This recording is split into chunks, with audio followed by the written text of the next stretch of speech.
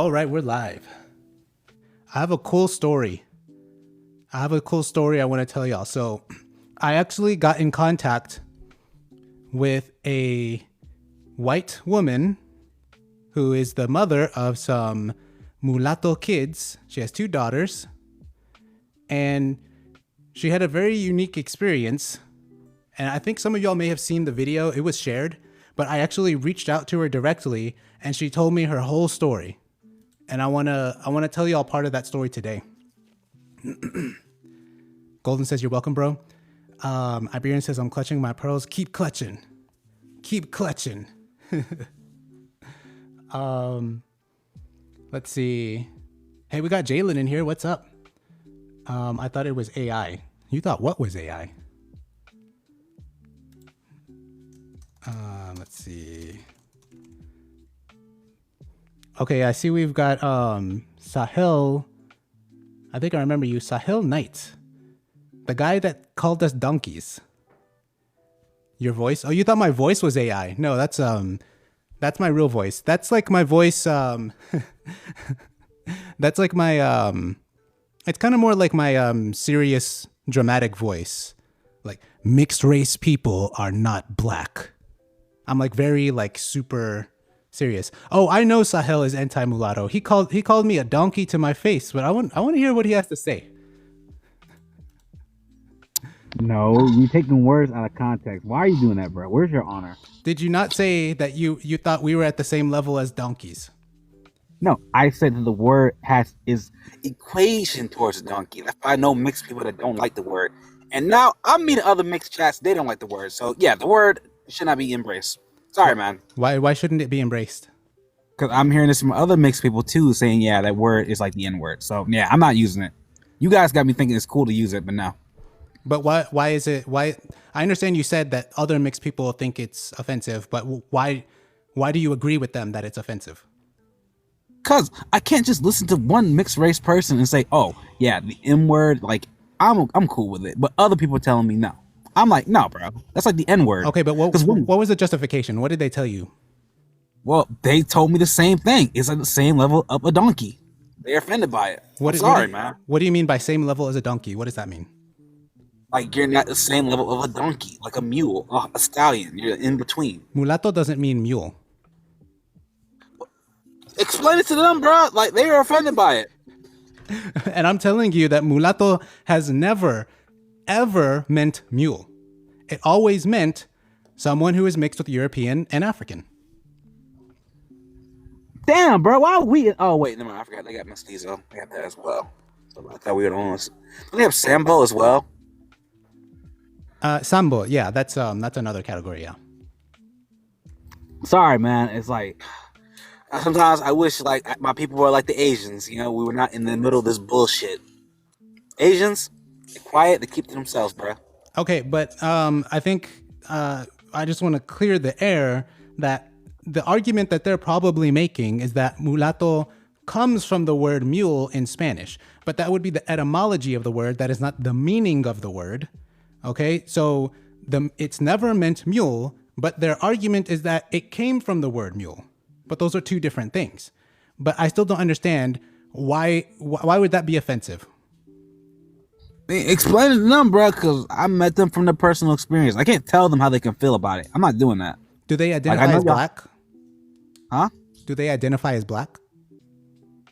They're more on their BOK side. I'll admit that, but still, I ain't telling people what they identify as. I know y'all hate that.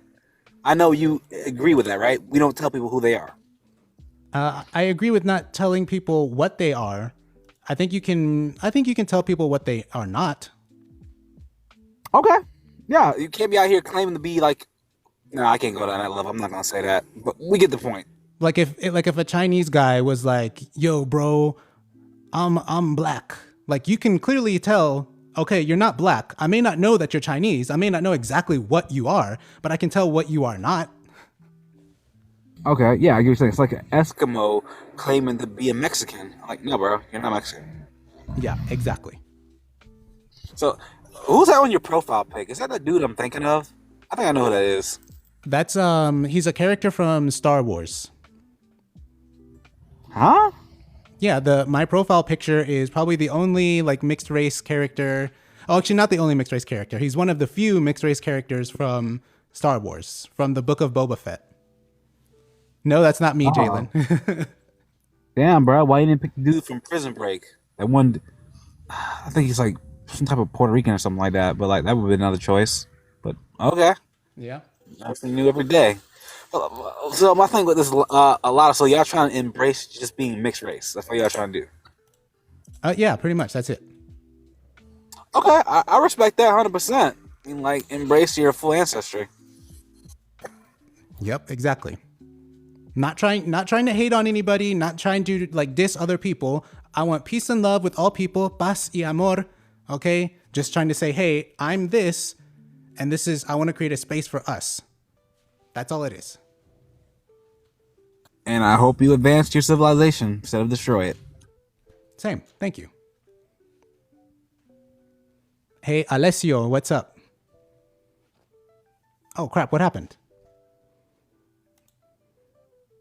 What the hell happened? Everybody just dropped off the stage. I don't know what happened. Okay, I didn't kick anybody. So if y'all want to come back up, it's fine. Let's see. Let me look at the chats. He was on my panel. Yeah, I've dealt with him before. So yeah, he's pro-African. I'm cool with that. I'm like, the last time Sahel was here, we agreed on a lot of things, but he was still just being kind of hostile.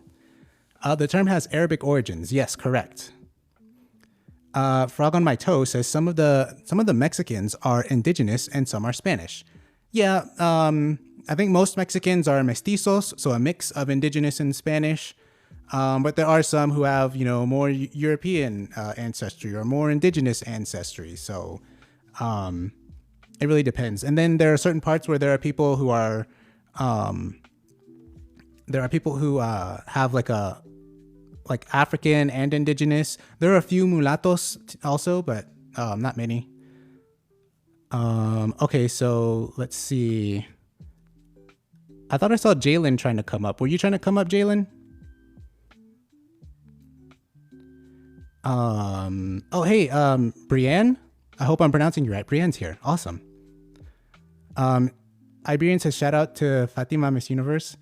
Brienne, if you want to come up, that's fine. I was just planning on reading. Let's see. I might want to wait a little bit. Till we get some more people here, because I think there's a few people that are gonna come, but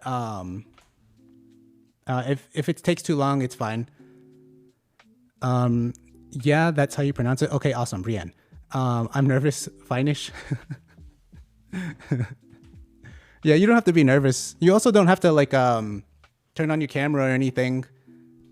Just whatever makes you feel the most comfortable. I see Kev Bin is here. Welcome, Kev Bin. Dose of Reality, welcome. Good to see you again. Who else? Maritza's here. I thought I saw Normandy come in. Glad to have all of y'all here.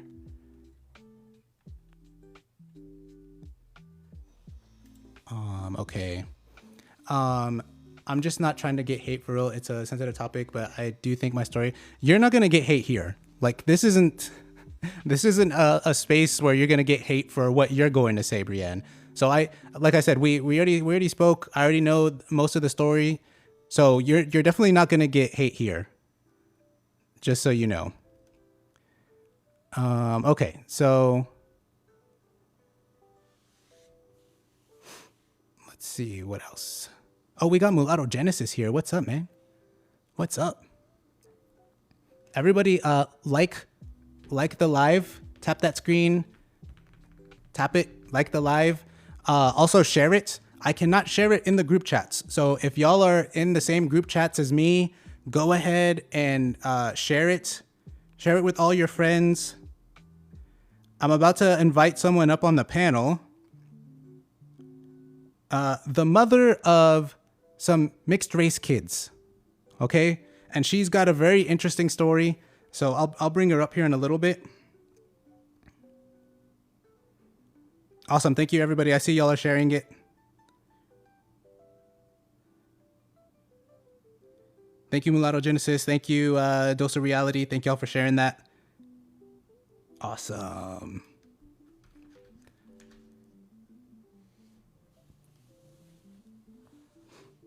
Okay, let's see. Okay, let me bring you up here, Brienne. Okay, I don't see where I can invite you. You may have to request. Brienne, you may have to request up. Whenever you're ready, you can come up. I don't see that I can invite you.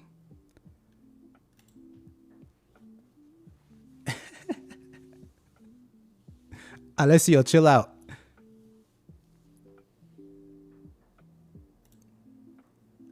Oh wait, okay, I see I can invite you. See, I thought I would be able to just right click on like your name and then invite you, but I have to go somewhere else.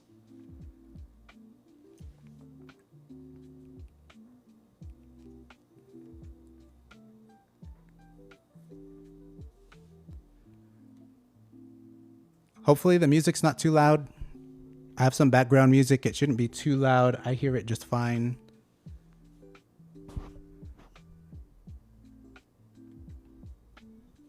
Also later on, we're going to talk about some other things. We're going to talk about community.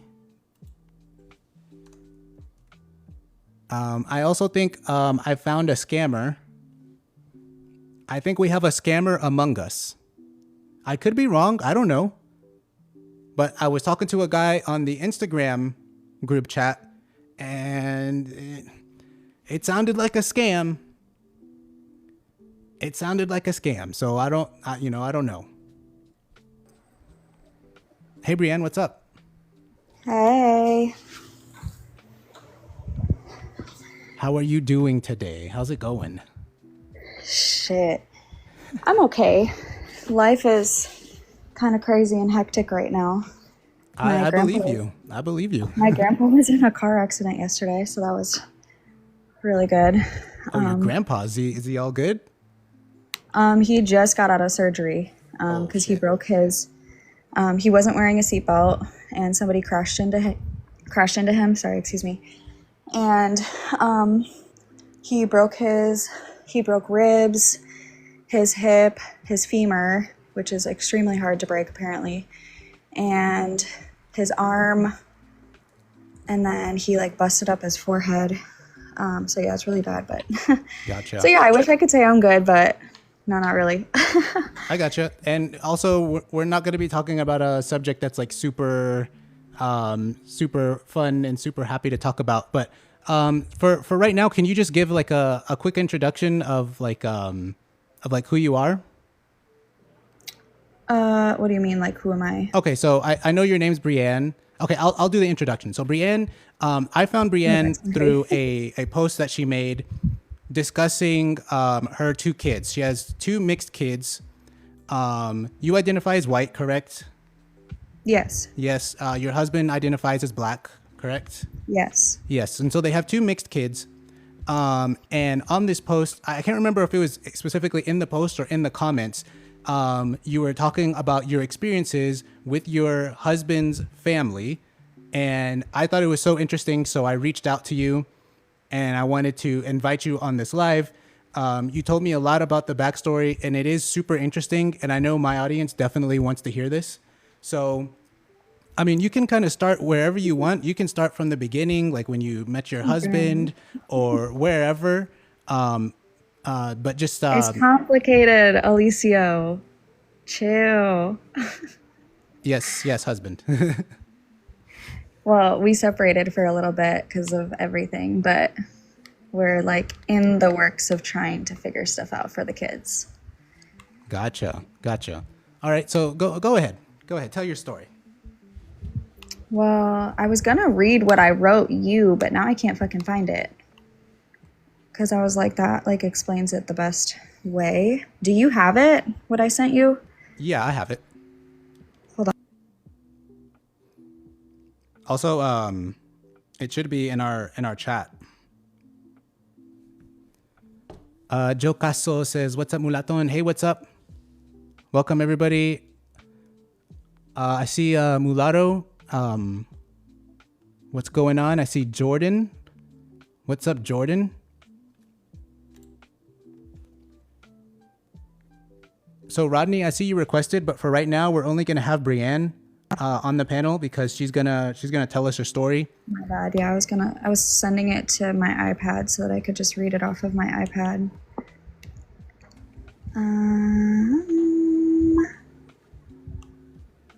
Should I read the whole thing? I mean, it's a little lengthy, but yeah, you can. What do you I don't think it's too long, but yeah, you can read what you sent me. okay. So, I'm 26. My husband is also 26. Our daughters are my oldest just turned 5, and then my youngest is 2. She'll be 3 next month. And then I'll just start reading. Before we begin, I'd like to share that there is no difference between races. The concept of race as we know, or at least this is what I feel. So I don't know if anybody's going to disagree with this, but the concept of race as we know is invented by Joanne Blumenbach based on physical features, not genetics. Race is not a biological fact. It is a socially constructed category that groups people by visible traits like skin color, hair type, and facial features. He said, I disagree. I'm sorry. That's just what I have. DNA differences exist, but they don't align neatly with racial categories. 2 people from the same race might be more genetically different than 2 people from different races, meaning that DNA shows human variation, but doesn't prove that biological races exist as separate subspecies. Genetically, all humans share 99% of their DNA. That 1% difference accounts for everything: height, eye color, disease risk, etc. Physical features like skin tone are just tiny adaptations to environment. I don't think that my experience is unique. I think it's just not spoken about often, especially not publicly, and especially not by mothers who look like me.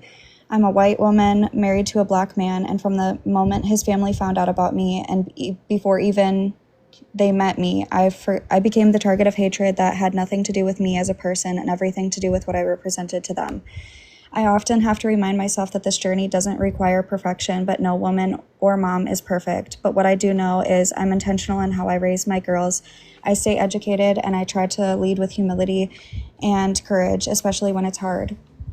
Over the last 8 years, since I started dating my now husband, I've witnessed more hate and judgment than I've ever expected, especially from people I didn't expect it from. Some of the harshest assumptions came from within the Black community. Assumptions that I'm racist just because I'm white and benefit from systems I didn't personally choose to and can't opt out of. That's one of the hardest things to process, being categorized based solely on my skin color when my heart, actions, and values say otherwise. I've also experienced racism from white people, especially white men. One moment I'll never forget while my husband... Oh, did it go through? Oh, am I still on here? Yeah, you're still on here. I just expanded you since you're the one talking. Oh, okay. One moment I'll never forget happened while my husband, then boyfriend, was in training. I was hanging out with a group of people and a couple of white guys started hitting on me. I politely told them that I was taken and they asked about him. When I showed them a picture, their faces immediately changed. One of them looked at me with disgust and said, "So you're with a N-E-R." I don't tolerate that kind of hatred. I stood up, punched him as hard as I could in the face, and he was stunned. He looked at me a few seconds and said, "I'm sorry, I deserved that," and then I left. We are so divided, and it's truly heartbreaking to me. On social media, it's gotten even uglier. I've watched Black people go live on TikTok saying things like biracial isn't a race, calling biracial kids mutts, calling white people subhuman, and claiming that they're a hybrid breed. Their job is to destroy, and quote unquote, their job is to destroy your bloodline. And look how upset they get when we don't want them in our bloodline. Seeing that level of ignorance and dehumanization directed at children and people in general is heartbreaking. No child or person deserves to be spoken about like that. No one deserves to have their humanity reduced to a slur or a conspiracy theory. People have normalized such hatred and violence towards others. At the end of the day, I know this. My job isn't to fix the world, but I will show up in it. I will be an ally to the Black community. I will use my voice, stand in rooms where Black voices are dismissed, and challenge injustice where I see it. But I also will defend my children against prejudice and ignorance from any direction.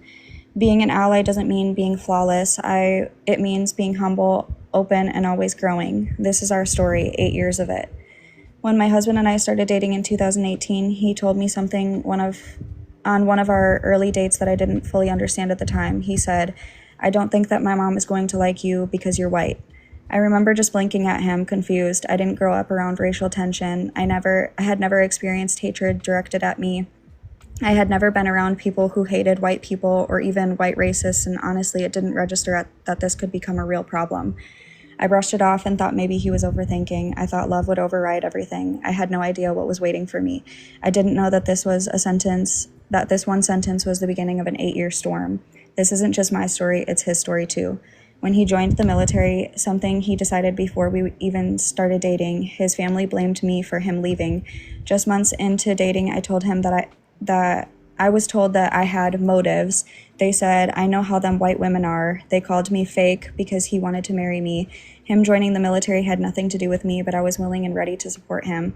He had nothing to his name, no money, no job, little college education. He had 1 semester under his belt, a crap car, and was basically staying with me before he left for training. I saw the drive in him and wanted to see him succeed. I knew he had great potential, but that was just the starting point with me. And that's when I realized this wasn't going to be normal family tension. This wasn't personality clashes. This was race-based resentment aimed at me for something I was born into, not something I ever did. His aunt and grandmother believed and openly said that God is black, hates white people, and all white people are going to hell. They told his younger sister that our daughters would go to hell because they're biracial, told her that my husband could no longer be redeemed by God if he had children with a white woman. He was weak for loving me. We found out that they joined Israel United in Christ. I didn't know anything about it at first. I had never heard of the group, never been exposed to its teachings, and honestly had no idea how deeply it would affect the way they treated us and our daughters.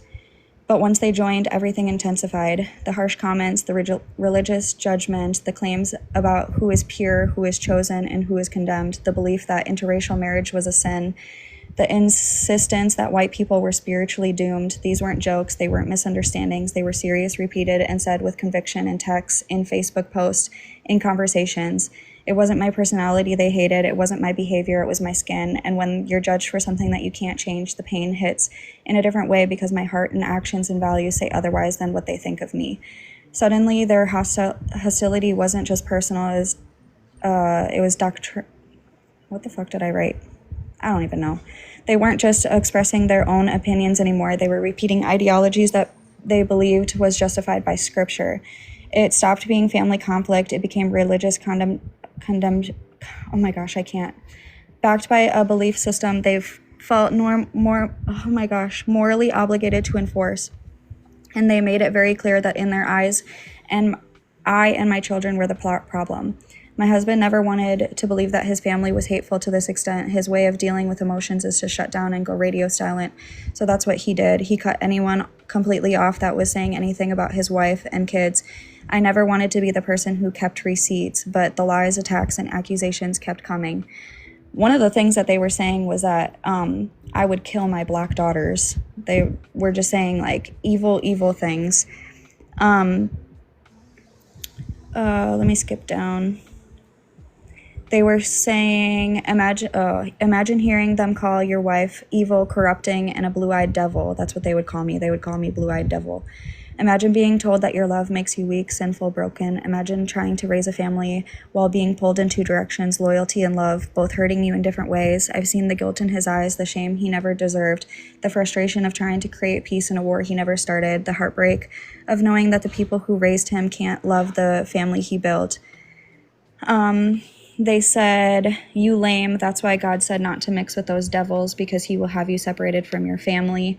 Spreading rumors and absolute disgusting lies. Y'all been divided ever since your wife said she'd unalive your black daughters, and you ran yourself back to Arizona when y'all were gathered here for your father. You need to stop worrying about who got blocked and worry about get out. You're clearly in the sunken place. I don't know if y'all know anything about the movie Get Out. They said, "I'll pray for you because I hate to see people laughing at you all the time. She always turns to victim. I'm over it. For years, I stayed quiet. I swallowed the hurt. I tried to keep peace. I tried to minimize it. I tried to understand, but hatred doesn't soften with time. It grows unless you confront it. I realized that keeping silent wasn't protecting anyone. not me, myself, or my daughters. Silence was letting the hate fester. What we've experienced isn't rare, it's just rarely spoken about. Interracial families face racism from all sides, sometimes from the side you least expect it. And mothers like me stay silent because we're afraid of being blamed, misunderstood, told it's not your place to speak, that I'm racist, or that I'm fragile for being hurt by everything. But it is my place because this is my family. I do my own racial identity work. I've been told countless times that I can't teach what I haven't experienced or learned, so unpacking my own ideas about social race, systemic racism, and systemic power imbalances is important. I did a deep dive and have spent countless hours searching, reading, fact-checking, writing, and learning all of history of all races, Black, white, Brazilian, Native American, etc., from start to current time. I even wrote a long essay on global history. I'm done pretending everything is fine. I'm done protecting people who hurt us. I'm done shrinking my story to make others comfortable. I'm a good wife. I'm a good mom. I'm a good person. My daughters are beautiful, worthy, and loved, not in spite of their identity, but because of it. My husband stands with me, not out of obligation, but out of love. He knows the truth and has lived the pain. He has watched me endure what no woman should ever deal with for simply existing in life. We aren't perfect. We're human. We're learning. We're healing, but we're still here, still choosing each other, still raising our girls with love instead of hate, still dismantling a narrative that was built to break us. Our story isn't pretty, but it's real. And if telling it helps one person feel less alone, then it's worth sharing. And I'm done. That was awesome. Okay. It looks like everybody's liking it. Thank y'all. Some people shared. Thank y'all. Keep liking the live. Okay, so I'd like to ask you some follow-up questions. If they're too personal, you don't have to answer them. But I just want to get like a better understanding of this. So from the beginning, even when y'all were dating, you said your husband, then boyfriend, like he knew that his family would have a problem with you, right? You said what? From the beginning, when you were dating your husband, like he knew even back then that his family would have a problem with you, right? Yes. Well, he said that he didn't think that his mom would like me because I was white, but he didn't know to the extent that they were, I guess. Like they hadn't joined United in Christ until like we were 2 years married, I think. So they had like kind of always had like a kind of hatred for white people, but not to the extent that they became, I guess. He just thought that like, oh, she wouldn't accept it, but she'll get over it type thing. Gotcha. And so when y'all were dating, well, how did your family feel about it? My family was nobody in and I know this is like controversial because everybody is always like every white person has a racist person in their family, but not a single person in my family, from my knowledge, is racist or has ever said anything racist, at least around me. Everybody has always been extremely, extremely caring for him and my girls, and literally treat my girls and him better than they even treat me. Like they buy him gifts, buy the girls gifts. Sometimes they don't even buy me stuff. Like they just love them so much and have taken them in like their own. Gotcha.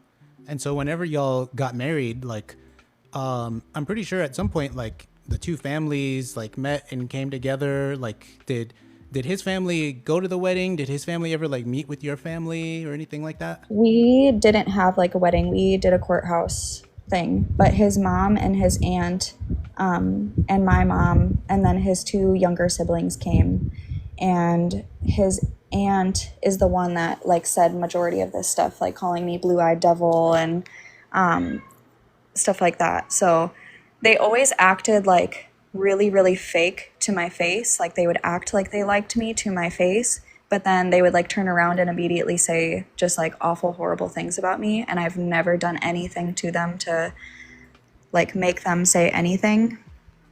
Yeah. Like I've always been like so kind, so polite, so loving, like his mom had gotten like a new job or something. I can't remember what exactly. I think she had like transferred to a different like a different city or whatever, and I had like sent her flowers and stuff like that, and then she turned around and said, oh, this bitch got me the cheapest flowers she could find, like blah blah blah. And I was like, what the fuck? Like, it's the thought about it that counts rather than, I don't know, it was just so stupid. And then when I was like 40 weeks pregnant with my first, his mom was mad at me because I didn't offer our bed to her when I was 40 weeks pregnant. Like, she insisted that we were bad hosts because I didn't offer our bed for her. I was like, we offered her like the blow up mattress because that's all we had at the time. Yeah. And then she said that I should have slept on the couch or the blow up mattress when I was 40 weeks pregnant so that she could sleep in our bed. I was like, bro, I'm literally 40 weeks pregnant. What? But damn. I don't know, just like super degrading things. Yeah. And so then you eventually have your first kid.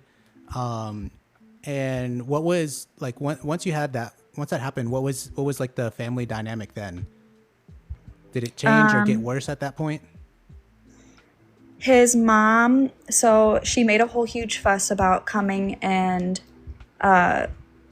so we don't live, so because he's military, we live in Florida and we're originally from Wisconsin. And she wanted to come visit for the birth of our first daughter. And I told her that I wasn't comfortable with her coming and that I would prefer, because of all the things that she was saying to me and stuff like that, I was not comfortable. I was like, I'm going to be stressed as fuck. This is my first kid. I don't really know that I want you here in the birthing room with me. Like, you make me uncomfortable and my whole coochie's going to be out. Like, hell no. Sorry, but like, do you mind maybe? No, you're good. But I was like, I'm more than happy to have you like at the house, but I don't want you in the hospital like with me. Like, I only want my mom and him, and that's it. And she said that that wasn't fair, yada, yada, yada, made a whole huge fuss about it. And then after I had given birth, then she didn't call or check on us or my daughter for the first 9 months of her life. Like, she just didn't check in, didn't care to ask about her, nothing. But then she would post on, like, she would take pictures from my Facebook that I was posting, and then she would post them to her page as if she was like super active in her life. So she always wanted people to like think that she was like this great, she calls herself glamma,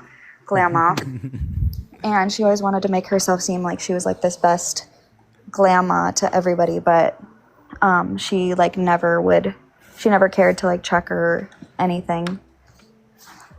Gotcha. And I can't remember when you said exactly that they started getting into this religious Church of Israel thing. Yeah, that was 2019. Was that after your first kid was born or later? No, my first was born in 2020. So they had started like entertaining the idea of joining in like 2020, and they started like preaching the ideologies of it, which was like God hates all white people, and that biracial people are even if you're half white or something like that, like, you're going to hell too. And then any black person that has kids with a white person can't be redeemed by God anymore, and all this bullshit. So she was basically trying to warn my husband that if he had kids with me, then he wouldn't be able to be redeemed by God anymore, and that she would like disown him. And so that was in 2019. And then we had gotten pregnant literally just shortly after that. And then I had my first in October of 2020. So it was like a year and a half later after they first started to like say all of that stuff. And then they like went full into it by like 2021, I think, and then started like posting all over their Facebook pages of like Black God and how white people need to pay for the crimes of their ancestors and all this stuff. Apparently it's all in the Bible, according to them. Yeah. So, and during all this, how was your husband feeling about this? Like, it's his own family that has all these negative feelings about his wife, his kids. How is he handling this at that time period? His way of like handling even just like little tiny things is just to basically like act like it's not happening. And that's exactly what he did with them. Like he just basically turned his back on it and was just like, yeah, I'm not dealing with that. So for me, I was like, fuck no, that's my kids, you know, like I'm gonna defend my kids. And I'm a very confrontational person too. So like when things are being said, I never said anything nasty back, but I was like respectfully like, you're getting blocked. Like don't say stuff about my kids. You can say stuff about me, but don't say stuff about my kids ever. But that's what he did. All he did was essentially just like block everybody and not really say much about it at all. Gotcha. And it wasn't all of his family, right? There was just like there were some family members that were pretty cool about it, right? So it was his aunt and his granny, and then his mom. She's not like a part of it, and like I have an okay relationship with her now, but she definitely was one of the people that was like saying pretty harsh stuff, but not to the extent of like God and all of the religious bullshit that. Am I allowed to swear on here? Shit, I don't even know. Yeah, sure. Sorry. You can. That's fine. My bad. Like, but yeah, not all of the stuff that like his aunt and his granny were saying. So that was mainly them, and then just recently, a completely different on his dad's side. So a completely different side that has no correlation to his mom's side. His half sister and his stepmom both like out of nowhere just said like some crazy foul stuff, like the whole thing about like the Get Out. If you've ever seen that movie Get Out. Yeah, so she was like comparing me with the movie and him with the movie of Get Out and stuff like that, and that was like completely crazy random. So I was like super blinded by that. Okay. And I think those were like the only people really that like really came out and said anything. Also, I see a comment, what Bible are they reading? The same Bible that anybody else's reads apparently, but they basically look at it and take Bible verses and then twist them around to fit their narrative. That's what they do. So they read the same Bible that Christians and Lutherans and this, that, and the third read, and they just take different Bible verses from said Bible and they twist it around to say that God somehow hates all white people and that white people are going to hell. I don't know. Yeah, and the funny part I didn't know about that is they also believe that mixed people are going to hell too. That was crazy. They said even if you're like half white or even a quarter or anything like that, you're going to hell. Yeah. Yes, yeah, Black Israelite. Yeah, so it's Israel United in Christ. That's what it is. They're Israelites. Yeah, Hebrew Israelites. Okay, and so how have your kids like dealt with this? Are they aware of any of this stuff that's going on? No, I haven't. I mean, they're 5 and 2, so okay. I haven't like obviously said anything to them. Like like my husband has just kind of like gone no contact with his family and stuff like that, and I haven't said anything to them about, oh, you know, your family thinks that you're going to hell. Like obviously I'm not going to tell that to a 5-year-old, but obviously I do teach them about like everything, like in the morning times, like I was telling you in the private chat or whatever. Like every morning I do their hair and then do affirmations and stuff like that with them and talk about how beautiful their curls are and how strong they are and everything like that. So I mean, they do know that the different colors and how they can be different and, you know, just to be strong and that they're beautiful and stuff like that. But I haven't told them anything about like his family or anything like that. I think that's something for when they're much older, in my opinion. I don't know. I just don't know how to explain that to a 5-year-old and a 2-year-old. Once they're older, how do you think you will explain it to them? I have no idea. Any that's tips? A tough conversation. Shit. Yeah. Okay. So what have you taught your girls so far about their identity? Like how do you talk about that with them? I mean, any way that a 5-year-old and 2-year-old would, I guess, interpret that. Like anytime that we're, like I said, mainly like affirmations and stuff like that. And then reading books and stuff and making sure that like I'm showing them things on, like for example, they're one of my best friends. She stands up in like church and stuff like that, and she sings and whatnot, and she's biracial. So we go and see her, and like I'm making sure that they see like other Black people or biracial people that have, like, what is the word I'm not trying to use? Like, not power, but like that they can do, like they can succeed and they are good enough to be able to do anything that they want and not be succumbed to what people are going to like try and have them be like lower than others, or you know, stuff like that. And I mean, it's hard to like explain things to a 5-year-old and 2-year-old, like, you know what I mean? Like they're still kids. My 5-year-old literally just turned 5. So they're just even still learning just to be kids. So I think that it's kind of hard to really like explain, you know what I mean? Like it's kind of hard, but.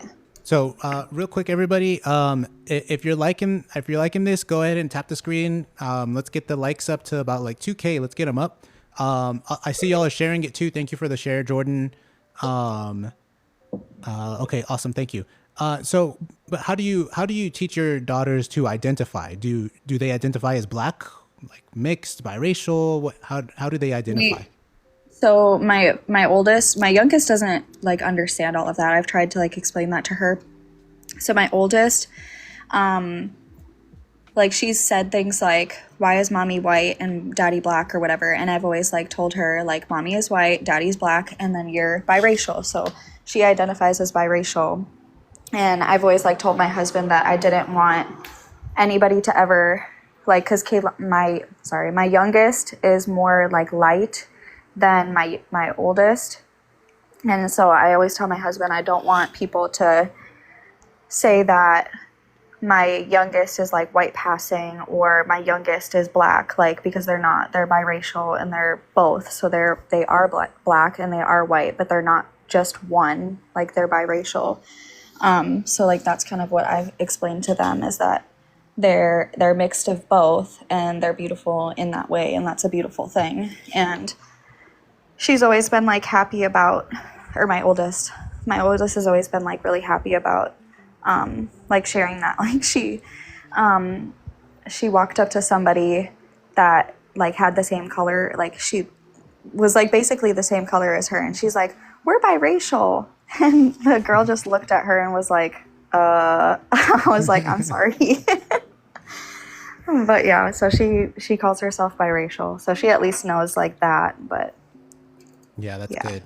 Yeah, just for any new people, if you haven't, I know some of y'all have been here a while, but for any new people, Brienne, she's married to a Black guy and she has 2 mixed daughters, and we just went through her story, and it was brutal dealing with her husband's family, a lot of racism there. And so we're just discussing how this is, because I know a lot of you have had similar experiences, if not almost exactly the same. So I think this is really good, and I think you're doing a good thing by teaching them that they're not just Black, that they should ignore. Because that's something that like my husband's sister like kept wanting to call my oldest, was like, you have Black daughters. And I'm like, no, she's not just Black, like she's white too, she's biracial, so stop calling her Black. Like she's not just Black. And I would just be the same way if somebody was calling my youngest white. Like she's not white, she's white and she's Black, therefore she's mixed, she's biracial. So like I don't like that when people are like trying to insinuate that they're one over the other. It's not that. It's not that she's white or that she's Black. Like they're both. So. Yeah, exactly. Yeah, we spend a lot of time creating content trying to instill that in people, and trying to address all the possible arguments that exist out there against us, not just identifying as Black, because you know it's like you exist, you're the mother, you're a whole half of that child's history, ancestry, and all of that, and they should They shouldn't have to be ashamed of it. They shouldn't have to deny it or anything like that. And there are definitely it's not just going to be your husband's family. There are definitely going to be a lot of people out there that are going to try to bully you and bully them into only identifying as Black. And I think you're doing a good job. You just got to keep being strong about saying and being adamant about saying no, they are not just one thing. Yeah. And I think that's like what kind of like frustrates me the most is that like a lot of people want to just go after like white people like being racist and stuff like that, which I'm all for, but I think a lot of people don't talk enough about like the hatred that also comes from the Black side too. Oh yeah. I don't know if that's something that you guys talk about as well, but Yeah, like definitely. in the 8 years that I've been with him, I have experienced 10 times more hatred from the Black side than I have from the white side. Actually, the only time that I've ever heard or seen something from the white side is when that guy said something at the very beginning of our relationship when I like denied him and then he called him the N-word. And that was like the one and only time that I've ever heard or seen a white person say something around me, at least. But as far as like the Black community, like I've had so much shit that I've had to deal with and hear and stuff from his family and just seeing stuff online. And I'm just like, geez, the freaking wheeze. Like it's just so sad because I feel like as somebody that is white, like I want to stand with people like biracials or Black people and stuff like that, and I want to be on y'all's side and I want to like help in any way that I can, but then there's people that literally just like shit on me for absolutely everything, like no matter what I do, even if I am like using my voice to like help others and stuff like that, like they don't care. They say that I'm racist and that I'm this and I'm that, and I'm like, how? Like I don't understand. Like I'm trying to help and I want to use my voice to help, but it's like they don't want the help at all is what it sounds like. And their head, because we experience a lot of that same stuff, like which is very strange because we literally could just exist and we'll get attacked. We literally, if we say, like if we just make a video showing ourselves on camera saying I'm mixed, we're gonna get attacked. They don't even care to know about what we believe on anything else. They don't need to know anything else, and they'll just immediately attack us. So we're very, I think a lot of us know exactly how, just how racist Black people can be. And I know a lot of people say Black people can't be racist.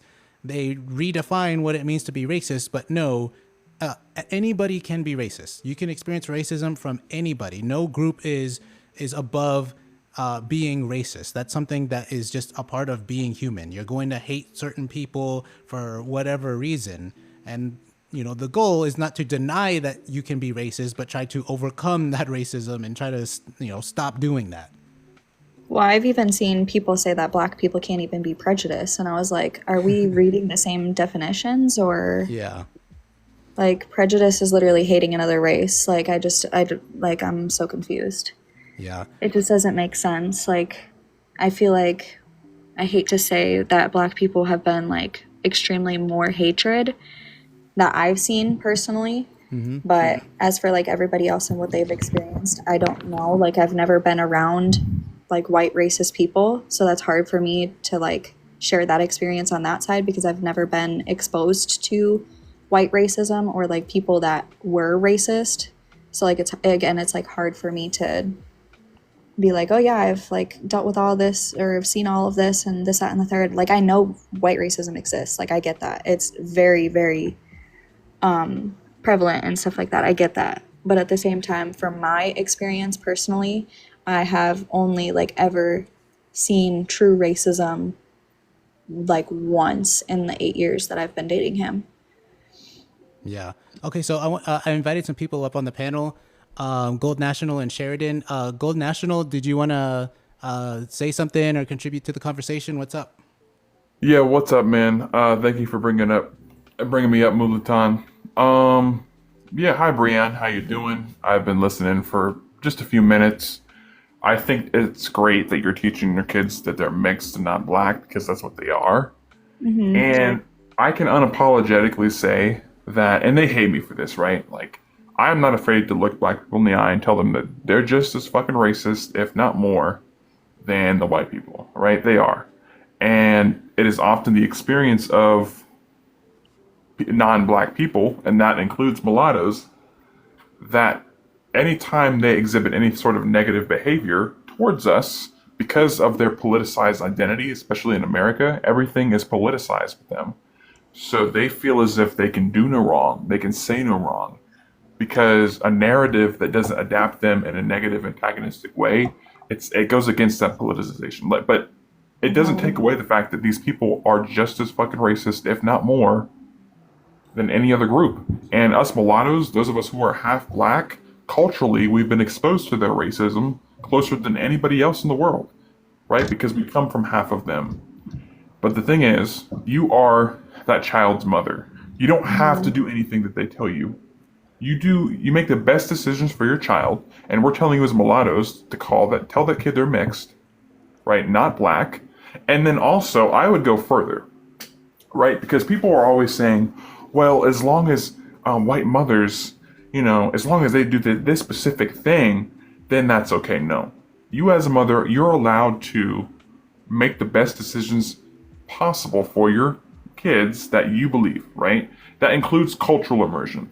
So if there are parts of their culture that you feel like are regressive and destructive, you keep them out of it if you feel that way, right? The same goes for white Americans and their nonsense.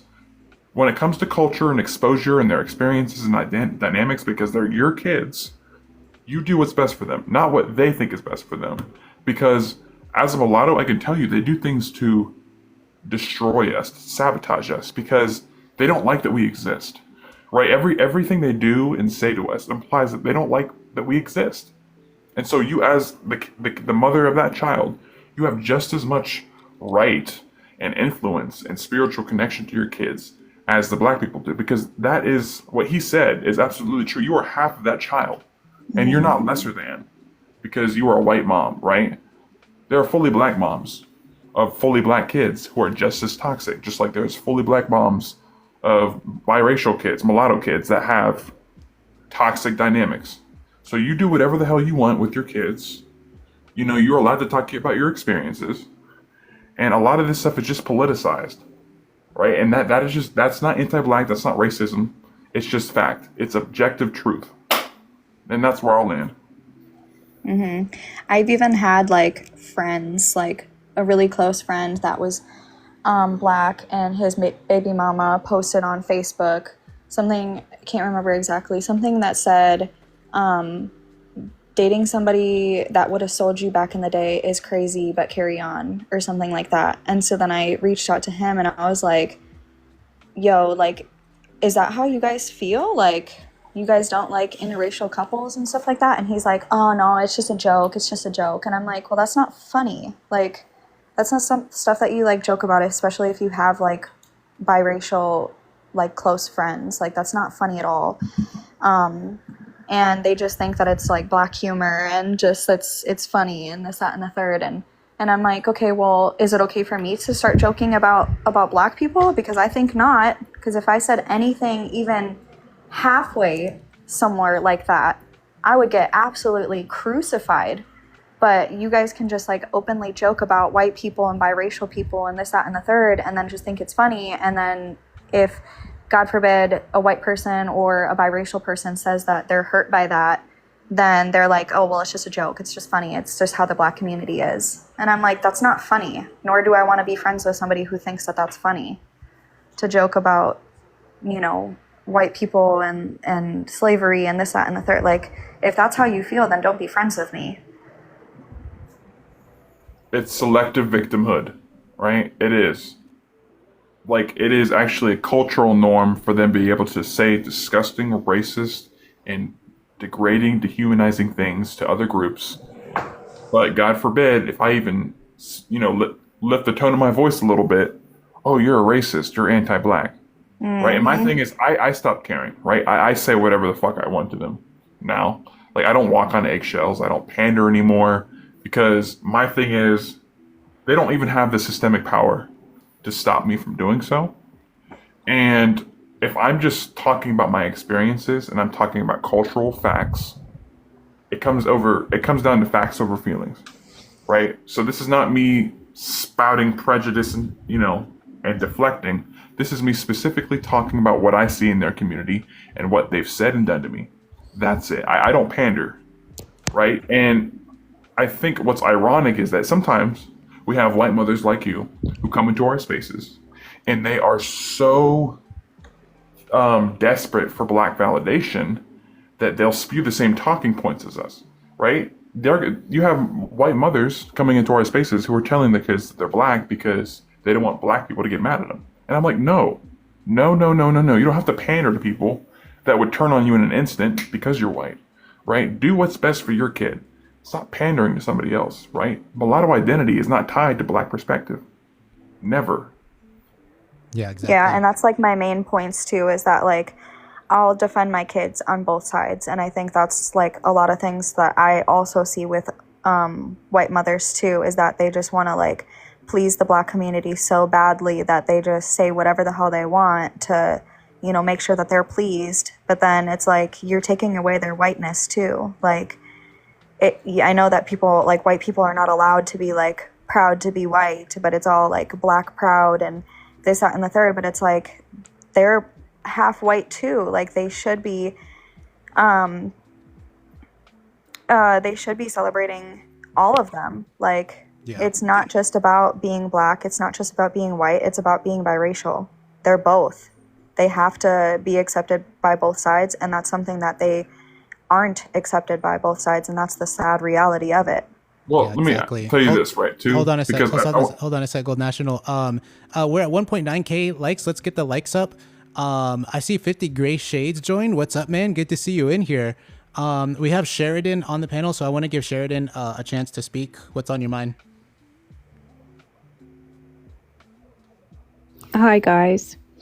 I just wanted to say that I really do feel for white women that do have biracial mixed children, because I do think, as you were just saying, there's a certain amount of pandering that has to happen with the BLK community, because a lot of the women anyway, they see it as you have taken what's theirs, right? Because they feel this ownership over BLK men. So when a BLK man is with a white woman, they see that as you are taking something from them. And obviously my mother is white, so my mother's quite a strong woman. She doesn't tend to pander to anybody.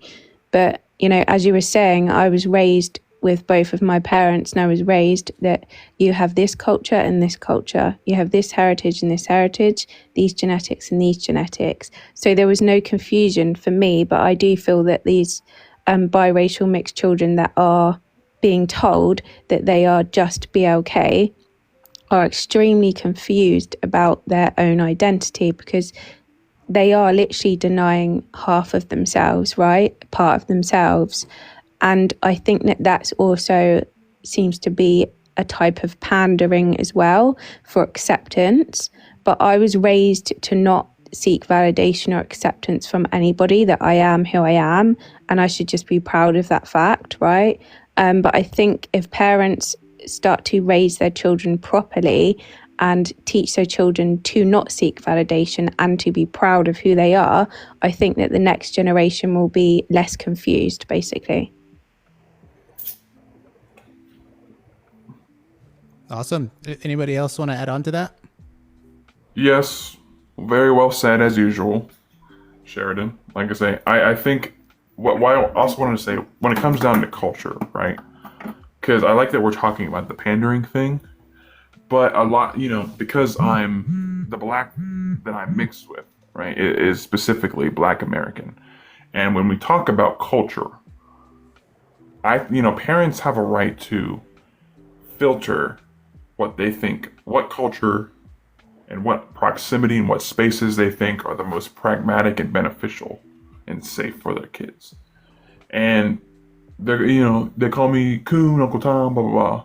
But in my perspective, from what I've seen, is that on my European American side versus my Black American side, right, African Americans, one is extremely destructive and regressive, and the other has tidbits that need to be unpacked, but largely it's functional, right? And so you as a parent have the right to immerse them mostly in whatever culture you think is the best, right? Sure, if you want to choose to, they're going to tell you, you need to put them in both cultures, right? But the thing is, one day they're going to be grown and they can choose that for themselves if they want. But you as a parent absolutely have a right to immerse them in the culture and spaces that you think are not going to be destructive to them. So if one side clearly has a bunch of people saying that they need to identify as Black, you just need to identify as Black. You need to hate your white mother. You need to go with our talking points. Clearly that's not a safe space for your kid. I also want to point out the fact that, like, a lot of the times that I'm seeing things, like, I think I had sent this to you. What is your name? The host name? I can't remember. Mulaton. Mulaton. Okay, when we were talking, I think I had sent you the screenshots of what I get confused by is that a lot of, like, the Black community, not all, but I'm just saying a few that I've seen, always say that they like to see Black mothers with white men, but they hate to see white mothers with Black men. And that, like, is really frustrating to me, and I don't understand that. Yeah, I think so you were talking about they hate to see white mothers with Black men. I think I'm not going to pretend to know, like, the psychology behind that, but I usually hear that from Black women, and I don't think they have a problem with Black women being with a white guy, because it's like, you go girl, you go sister. But from my perspective, it seems like Black women, they still do prefer Black men. So when they see a white woman with a Black man, I think it was you, Gold National, that brought this up. Like, it's like you just took something from us. That's like our property, you know? And I feel like every racial group does that to an extent, you know, especially if you're very, you know, proud of your race, you know, you have that feeling about the opposite sex to an extent, but I think it goes a little too far when you start just now, you know, hating another person because they dated outside of their race, you know? And they've even gone so far to now they want to essentially punish the children of Black men for essentially being with, like, a white woman. So, like, they'll shit on you if you're a white mom biracial, but then they'll pretend like, oh, Black mom biracials, those are the good ones. Those are the ones that are really know the culture. When in reality, I've seen videos of them shitting on Black mom biracials too. It's not even really about, you know, the racial configuration of your family. It's just how well do you submit to the Black community? That's pretty much what it is. And sometimes you can even fully submit to the Black community and they will still treat you like shit. Do you think it could be insecurities as well, though? Because to a certain extent, I do think that BLK men do seem to have more options, right? When they're dating or in relationships, they have more options of women that might want them, whereas I do feel that with BLK women, they do feel like they are at the bottom when it comes to being a men's preference a lot of the time. I'd say that BLK men are predominantly BLK women are predominantly the preference for most BLK men, but at the same time, I think when they see that BLK men can date and have relationships with women from other ethnicities, I do think that there is a certain amount of jealousy, and I think that's triggered by insecurities. Yeah, I totally agree. I think it's definitely that's a part of it, being insecure, that, you know, Black men tend to have more options than Black women. And I think I've seen some stats about, like, dating apps that kind of back that up. Don't quote me, but I think it said, like, something like the two groups that have the least, like, prospects or the least success on dating apps are Black women and Asian men. So I could totally see that playing into that psychology. But I also think I don't know. I think it's a whole host of things. It's probably not just one thing.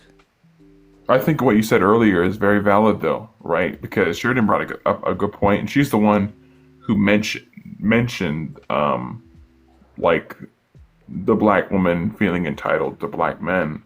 But I think what you brought up a good point too, Mulatan, is it's submission. It's about submission to the black community, right? And in reality, mulattoes who have black mothers that teach them the black woman's perspective, the black mothers who indoctrinate their mulatto children to be submissive to the black community, they are more likely to be desperate for black validation. Whereas those of us who do not have a white, those of us with a white or mulatto mother, or who were just raised by white people, we weren't around that cultural phenomenon. We weren't indoctrinated to be submissive to the black community. And I think that bothers them, right? And that's why they've repackaged this whole thing where, black mom biracials, they get it. Like, we like them more. It's because they've been indoctrinated to be desperate for black community validation, right? At the end of the day. And that's why I say culture is important, right? You don't want your kid to grow up and feel desperate for the black community's validation. They will risk their life and limb for that validation, even though they don't like them. And that's obviously not conducive to anybody's health and mental health and career and life. So it comes down to culture, right? There really is no difference between mulattoes with different moms. It's just them trying to police how submissive we are. Like, it's about submission. But nobody is going to be submitted to the most submitted group in America and in the world, right? Like, nobody's going to submit to them. A lot of their new things are about supremacy over other groups. But my thing is, mulattoes are not underneath black people. Ever, ever, ever, ever. And I think that's what they want. I think, like Sheridan, you brought up like insecurity. I think another issue for like black people in general, this desire for them to have us identify as black. It's definitely political. They definitely want to increase their numbers, at least here in the U.S. But I think another part of it is they, whether this is true or not, they perceive themselves to be on the bottom rung of a racial hierarchy, okay? And they don't like that. Nobody would. So I think one of their strategies is, hey, let's bring in these biracials and put them underneath us, because whenever you're mixed and you're now like submitting yourself to the black community, you're not at the top. Like you have to have things dictated to you. You can't. You have to walk on eggshells all the time. You have to tap dance for them. You have to always be trying to please them and not upset them, because the second you say one thing wrong, the second you have the wrong opinion, they're gonna take your black card. Or maybe they'll let you keep it, but they'll just keep shitting on you all day. Like I was fortunate. I never grew up around black people that much, but I've heard stories from other people, and those are some brutal stories about the things that mixed kids have to go through growing up around black people and basically identifying as black as well. Yeah, and they also say that white people don't accept you. That's always their rebuttal, right? When you are proud, when you stand on that point that you are mixed, right? And that's part of you, that European side, whenever you are proud of that, they do always say, oh, white people don't accept you. And I think that is a reflection of how they feel, actually. I feel that they feel that they are not accepted by white people, so they want us to have that same feeling. And then what they do with that is it's projecting their self-hate onto us to make us kind of have the same self-hatred, right? I think that's what happens a lot as well. I agree with that, because I see that all the time too. And it's hard because like I feel like I'm stuck in the middle too, because like I'm trying to like defend myself, because I'm constantly called racist for like speaking up for my kids and for like biracials and stuff like that. But then, like my husband, if he speaks up or anything like that and he's full black, then he's just weak, or he's, whitewashed and this, that, and the third. And just they always just want you to be on their side and then just like say anything at all that fits their narrative for hating white people further and keeping everybody separated. And I also want to bring up another thing about that. Something what you just brought up, Sheridan. Like we literally don't even have to say anything, and they will just blurt out, "White people won't accept you." Okay, literally, we just say, "I identify as mixed. I identify as mulatto." They're like, "White people won't accept you." We never even give the idea that that's like what we want, because we don't want that. Now, I'm sure you can find some people maybe who are like that, but at least me and the people in this space, it is not the case at all. And Brianne, I want you to I want you to consider this. You're going to teach your kids like parts of your culture, okay? And your daughters are gonna practice some parts of that. If black people see your daughters in any way practicing, white culture, your culture, they're definitely gonna say them, "Oh, you're just trying to be white," or white people aren't gonna accept you. But I want like all mixed people to understand, like you practicing your own culture is not you trying to be white, okay? That is just the culture that you inherited from your parents, and you are just continuing that. So, any more than you listening to like rap music is you trying to be black. You're just practicing your own culture, and the culture you get from your parents, that is your culture. And then Brienne also, mulattoes globally, right? Both in America and outside of America, right? There has been a complicated dynamic between mulattoes and black people for many, many, many centuries, but largely most mulattoes, regardless of country, they have a multicultural embracing, but typically they lean into their European side more because of the complicated dynamics with fully black people. So even when black people had monopoly and power, like when they had literal systemic power in certain countries, they would use it to sometimes commit atrocities against mulatto populations. Look up the mulatto Haitian experience, right? Some of them literally got wiped off the map by fully black people who got a little bit of power. They got the ability to do that. And some of their leaders, black leaders, they took out entire demographics of mulatto people in Haiti.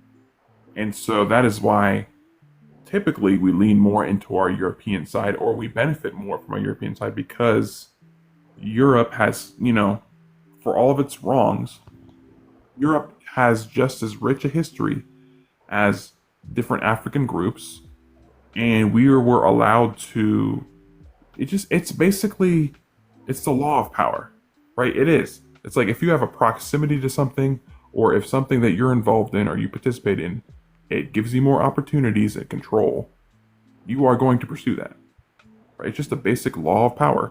It's an old humanity thing, and mulattoes lean into their European because it was more pragmatic. It always has been, and they'll say, "Oh, you're just anti-black, you're coon, this, that, and the third."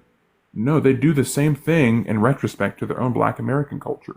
They have politicized and social power by victimizing themselves, and so they lean into that culture. And so mulattoes, because they had no power in places where, Africans got a little bit of power, they had to lean into their European side so they could learn from their literal European ancestors how to move against warring enemies.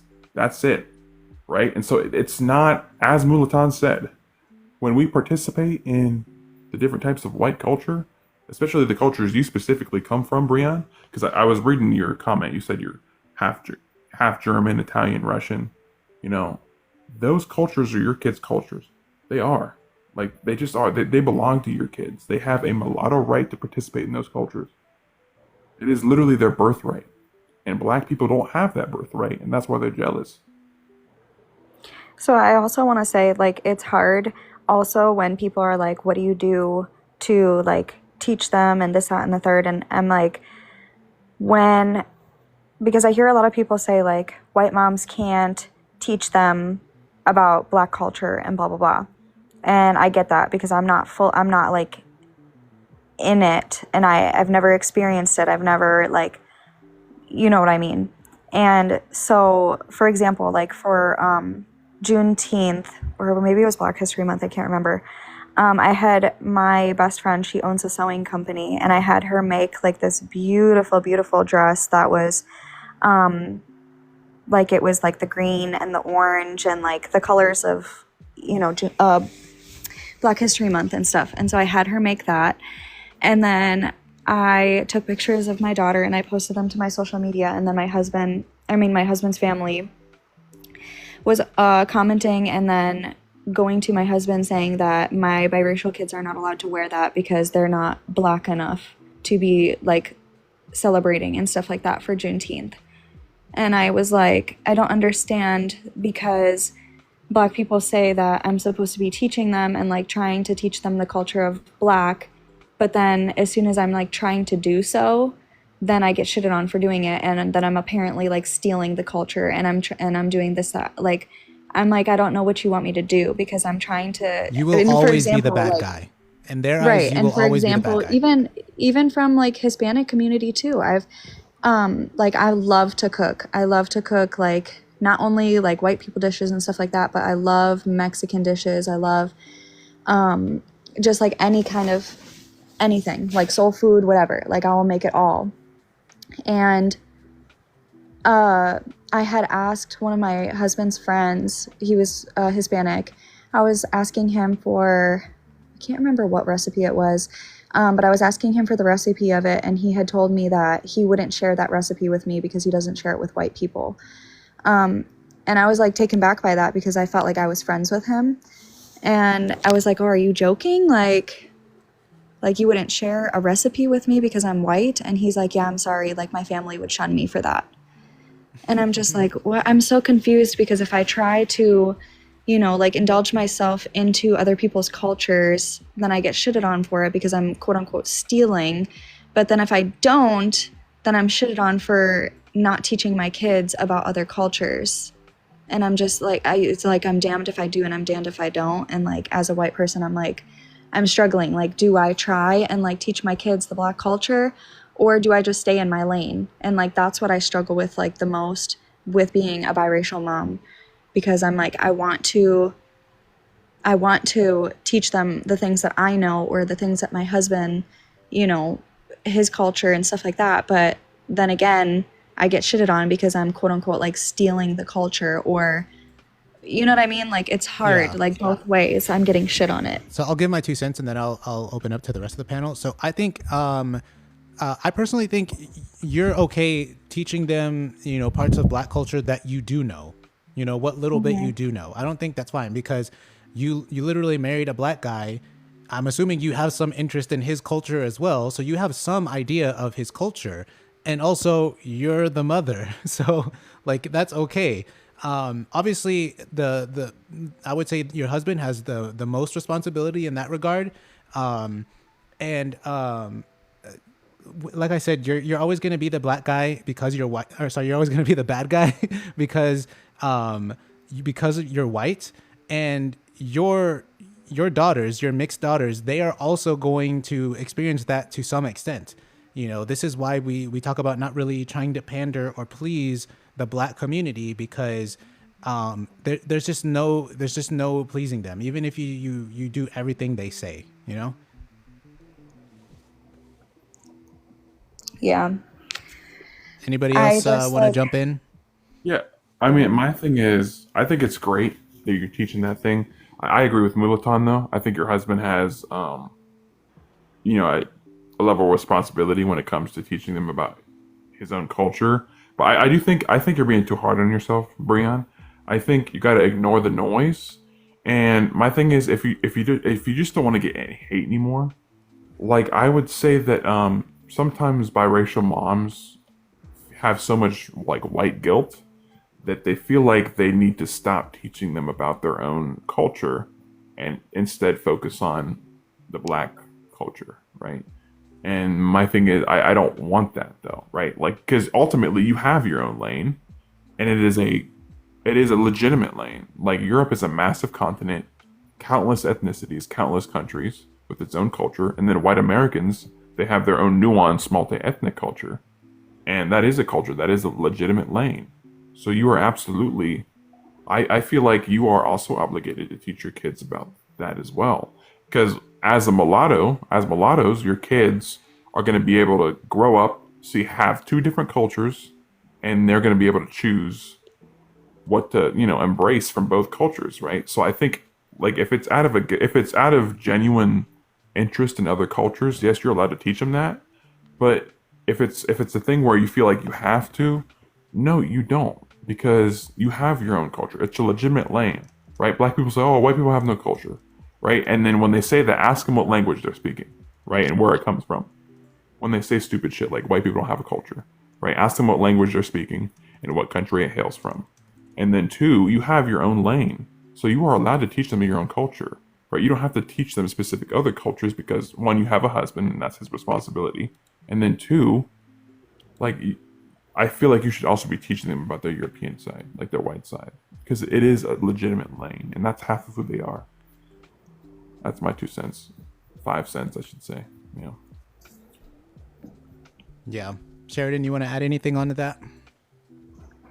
No, I agree. I think that it's only your place to teach your offspring about from your own side, right? Like, for me personally, my mother could not teach me about my Nigerian heritage, the tribe that I come from, all of my ancestry. My mother could not teach me that. But what she could teach me was her history of her ancestry. You know, my grandparents, my great-grandparents, and their life story and how they came into fruition, because that's the thing as well, is that our ancestry is part of who we are. If it wasn't for our ancestors, we would not be on this earth, right? We would not be in existence. So you can only teach them from your own side, and then it's the other parent side to then teach the child about their heritage, right, and their culture. So yeah, I don't think that you should. And also this notion that we have of like black culture or white culture, I don't think that those things really exist. And I don't think that we should use a racial construct to necessarily determine our culture, because it doesn't make sense to me. I think that there are specifics in genetics of where you come from and your ancestry, and I think that that should be more of a focus than trying to fit in with like a racial construct. Because here in the UK, I personally don't have any I don't have any involvement in the black culture that they might have here, just because it doesn't align with me. But then if you were to say, do you align with Nigerian culture and Edo tribe culture? I'd say yes, because I've done my research and I understand the ancestry of it. So yeah, maybe we should try and step back from like racial constructs. I think that would be a good start. Yeah, I agree to an extent, because like my black family is not American. They're from the Caribbean. So like, even if, I don't know, like I never really had that much connection with them. I saw them every now and then. I was always cool with them. So, even the black culture that I grew up with is different. And black American culture is so foreign to me. Like I don't really practice much like black American culture because it's just not mine. But they'll tell me that that I should for whatever reason. But I think I can't remember who it was, but it was a good point about not feeling ashamed about teaching your kids about whatever your European culture is. And also you don't also have to necessarily think, oh well, is this specifically my culture? And, because in America we're kind of like a hodgepodge of like different cultures, and so it's kind of hard to tell, well, who owns punk rock music, because I freaking love punk rock. I grew up listening to punk rock, but I don't know who exactly came up with that, but I would consider that a part of my culture, because it's the environment that I grew up in. And so you don't have to be so rigid with it, but just do not allow strangers or black people in general, because I know it's your husband's family too. Don't allow people to dictate to you like what kind of culture your kids have to learn or anything like that. Because at the end of the day, they're your kids. Yeah. Ignore the whole whitewashed thing as well, because they even say this to other Black people that are educated, that are doing well in life, that want to get away from the toxicity of Black culture, right? They will even call those people whitewashed, right? Because there is this, as we were saying before, some of these people see themselves at the bottom of the structure, right? They see themselves as oppressed. So when they see somebody that is not oppressed, that is doing well for themselves, that has confidence, they will try to lower that person's self-esteem. It's all just projection.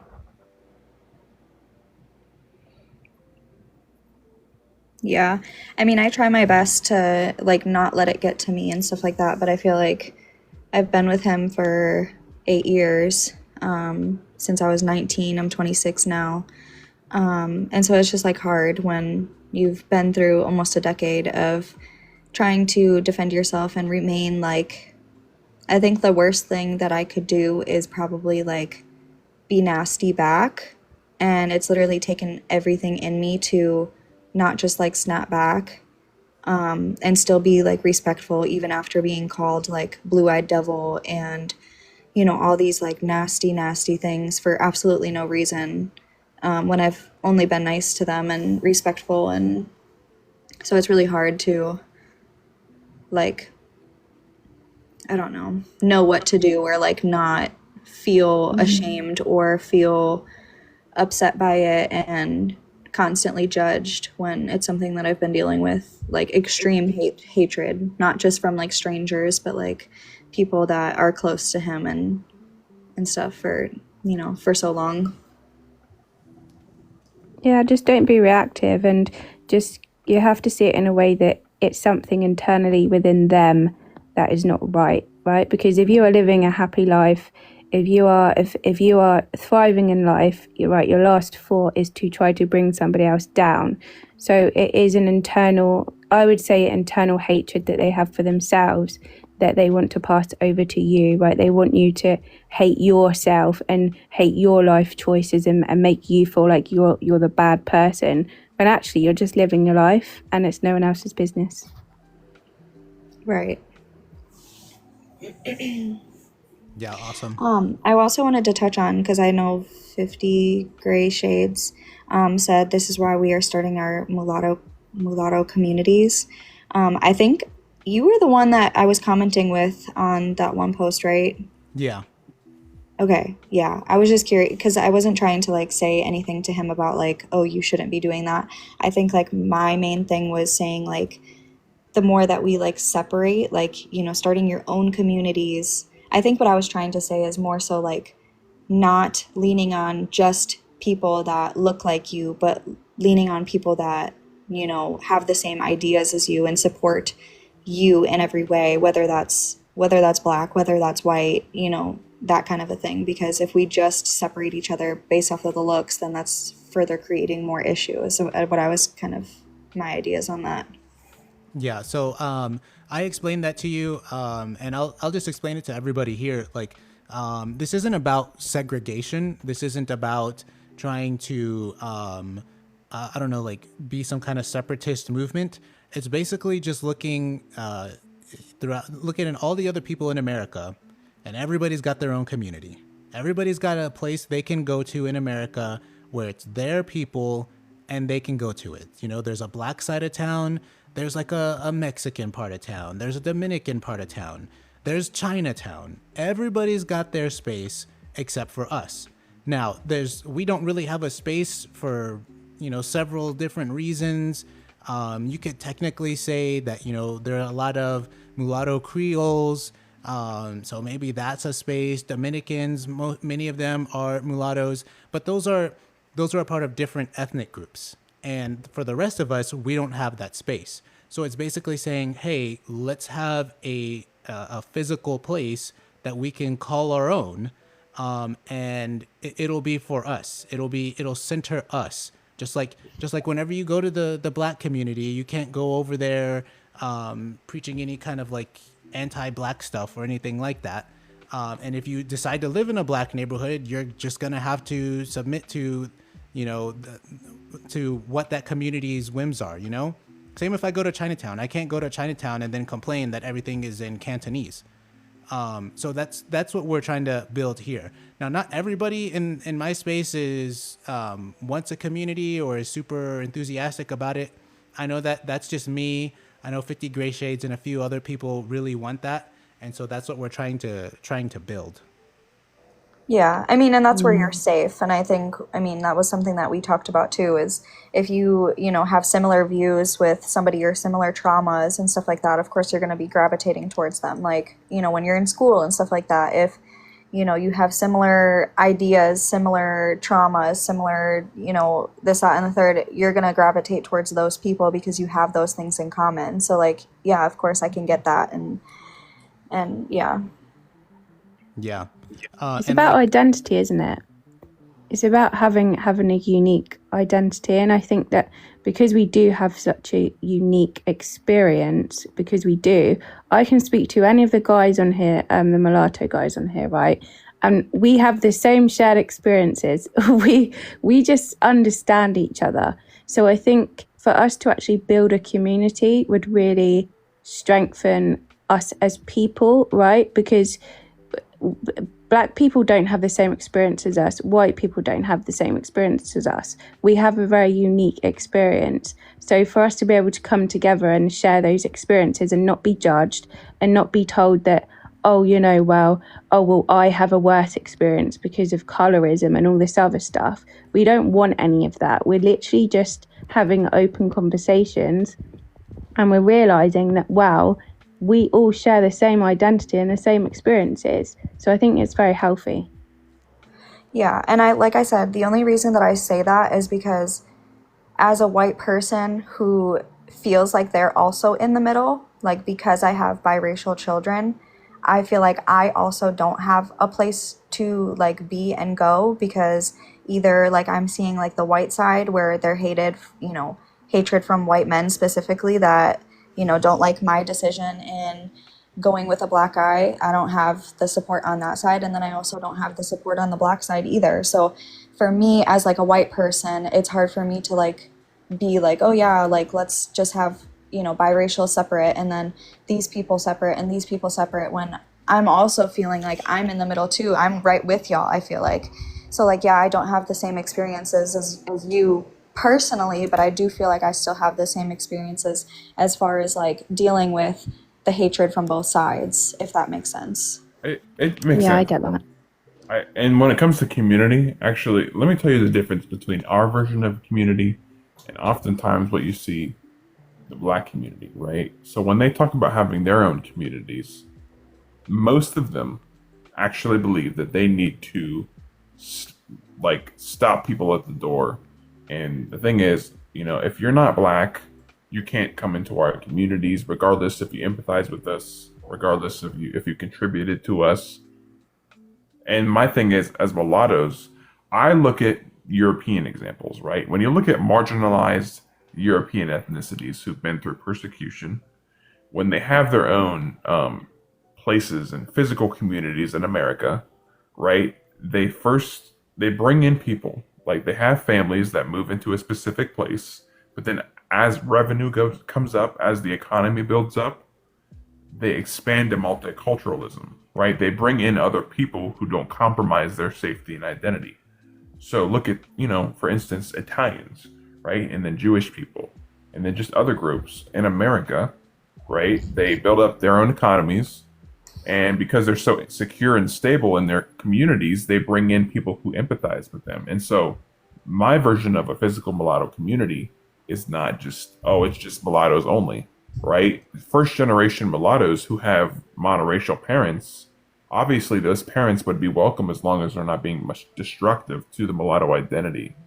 And so someone like you would be welcome. Like I'm in plenty of lives where monoracial parents come in and they want to know our perspective and they genuinely want to know how they can help their kids. So anybody who empathizes with the mulatto identity and who isn't destructive and harmful is always welcome. And obviously that would include mulatto parents. And that would be you. Sky Walters. Is anybody else reading the comments? Yeah. It doesn't. Ignore him. You're a funny guy, Sky Walters. You're a funny guy. Skywalkers, like I said, they think that they can speak for white people, right? They're always like, try going to the white side. But here's a news flash. Most of us are born and raised by our white relatives, and many of us will tell you that our relationships with them are just fine. Just fine, right? If you're black, you can't speak from the mulatto perspective or the white perspective. It's just that your culture teaches you this. Yeah, I think they get off whenever they hear stories about like mixed people being rejected by white people, or whenever we suffer any kind of racism from white people. I think they get off on that. They do get off on it if it's their little narrative. Well, it's for them. It's a competition of who can be the most victimized. It's what's it called? Oppression Olympics, right? That's how they see it. But most of us, we have to be innately strong, right? Because we have both sides, and from a lot of the perspective, we can sit back and we can actually see the problems from the white side and the black side. We can sit there as an observer, as a mixed person of mixed heritage, and we can actually see what's going wrong, right? We're like in the middle of it, kind of. And yeah, I mean, by him saying, well, you know, see if you're white, so why don't your white side accept you and all of this stuff? No, you want to be accepted by white people, right? That's what you want. We don't need acceptance. We actually have the genetic coding, right? We have our genetic cell structure, which is actually from Europe, right? So it's actually within us. It's not something that we need to ask for acceptance for. And if people don't accept us, that's their problem. It's not our problem. It doesn't affect us. Exactly. But I mean, going based off of what Sky Walters is saying, that biracials never have beef with the white side, there has been times that I actually have a client that the dad is black and the mom is white, and the dad was telling me that her family was super against her being with him for the simple fact that he was black too, and that they wouldn't accept her kids too. So I do see it on the white side too, that they don't accept. I mean, there is still so many white racists all the time. I haven't personally seen it very often, but I've seen other people talk about their experiences with white racists, as well as my own experience mainly with the black community. But I have heard of other people's stories with white racists as well. Yeah, I was fortunate that like my white side there wasn't really any racists in my family, but I did grow up around like a lot of rednecks, and for the most part I never really also didn't have any issues with them as well. Even like Confederate flag waving ones, like they were pretty chill. And then I would say even like the confirmed racist ones, for the most part, if you left them alone, they didn't mess with you. Because I remember being in like in high school, and there was this, I had classes with this guy for like probably like 2 years, and then out of nowhere I found out that he didn't like black people. He didn't like any other race but white. And I was like, really, that guy? And like I never spoke to him, I never talked to him, but they were like, yeah, duh, he hates black people. And I was like, oh, okay. Well, now I think I was right to never like associate with that guy. So now I'm not saying my situation is indicative of like every situation, but you know, I've never really had a reason to like rage against white people or anything like that. I would also say for me specifically, I never really had an issue to rage against black people. But once I started exploring my like mixed identity and coming online, I got nothing but hate from black people. That's what it was. And then I was like, oh, okay, I see where the hatred is coming from. And I'm not saying that there's no white people that would give me hate, but they're not actively coming to my videos and leaving, you know, racist comments. So, yeah.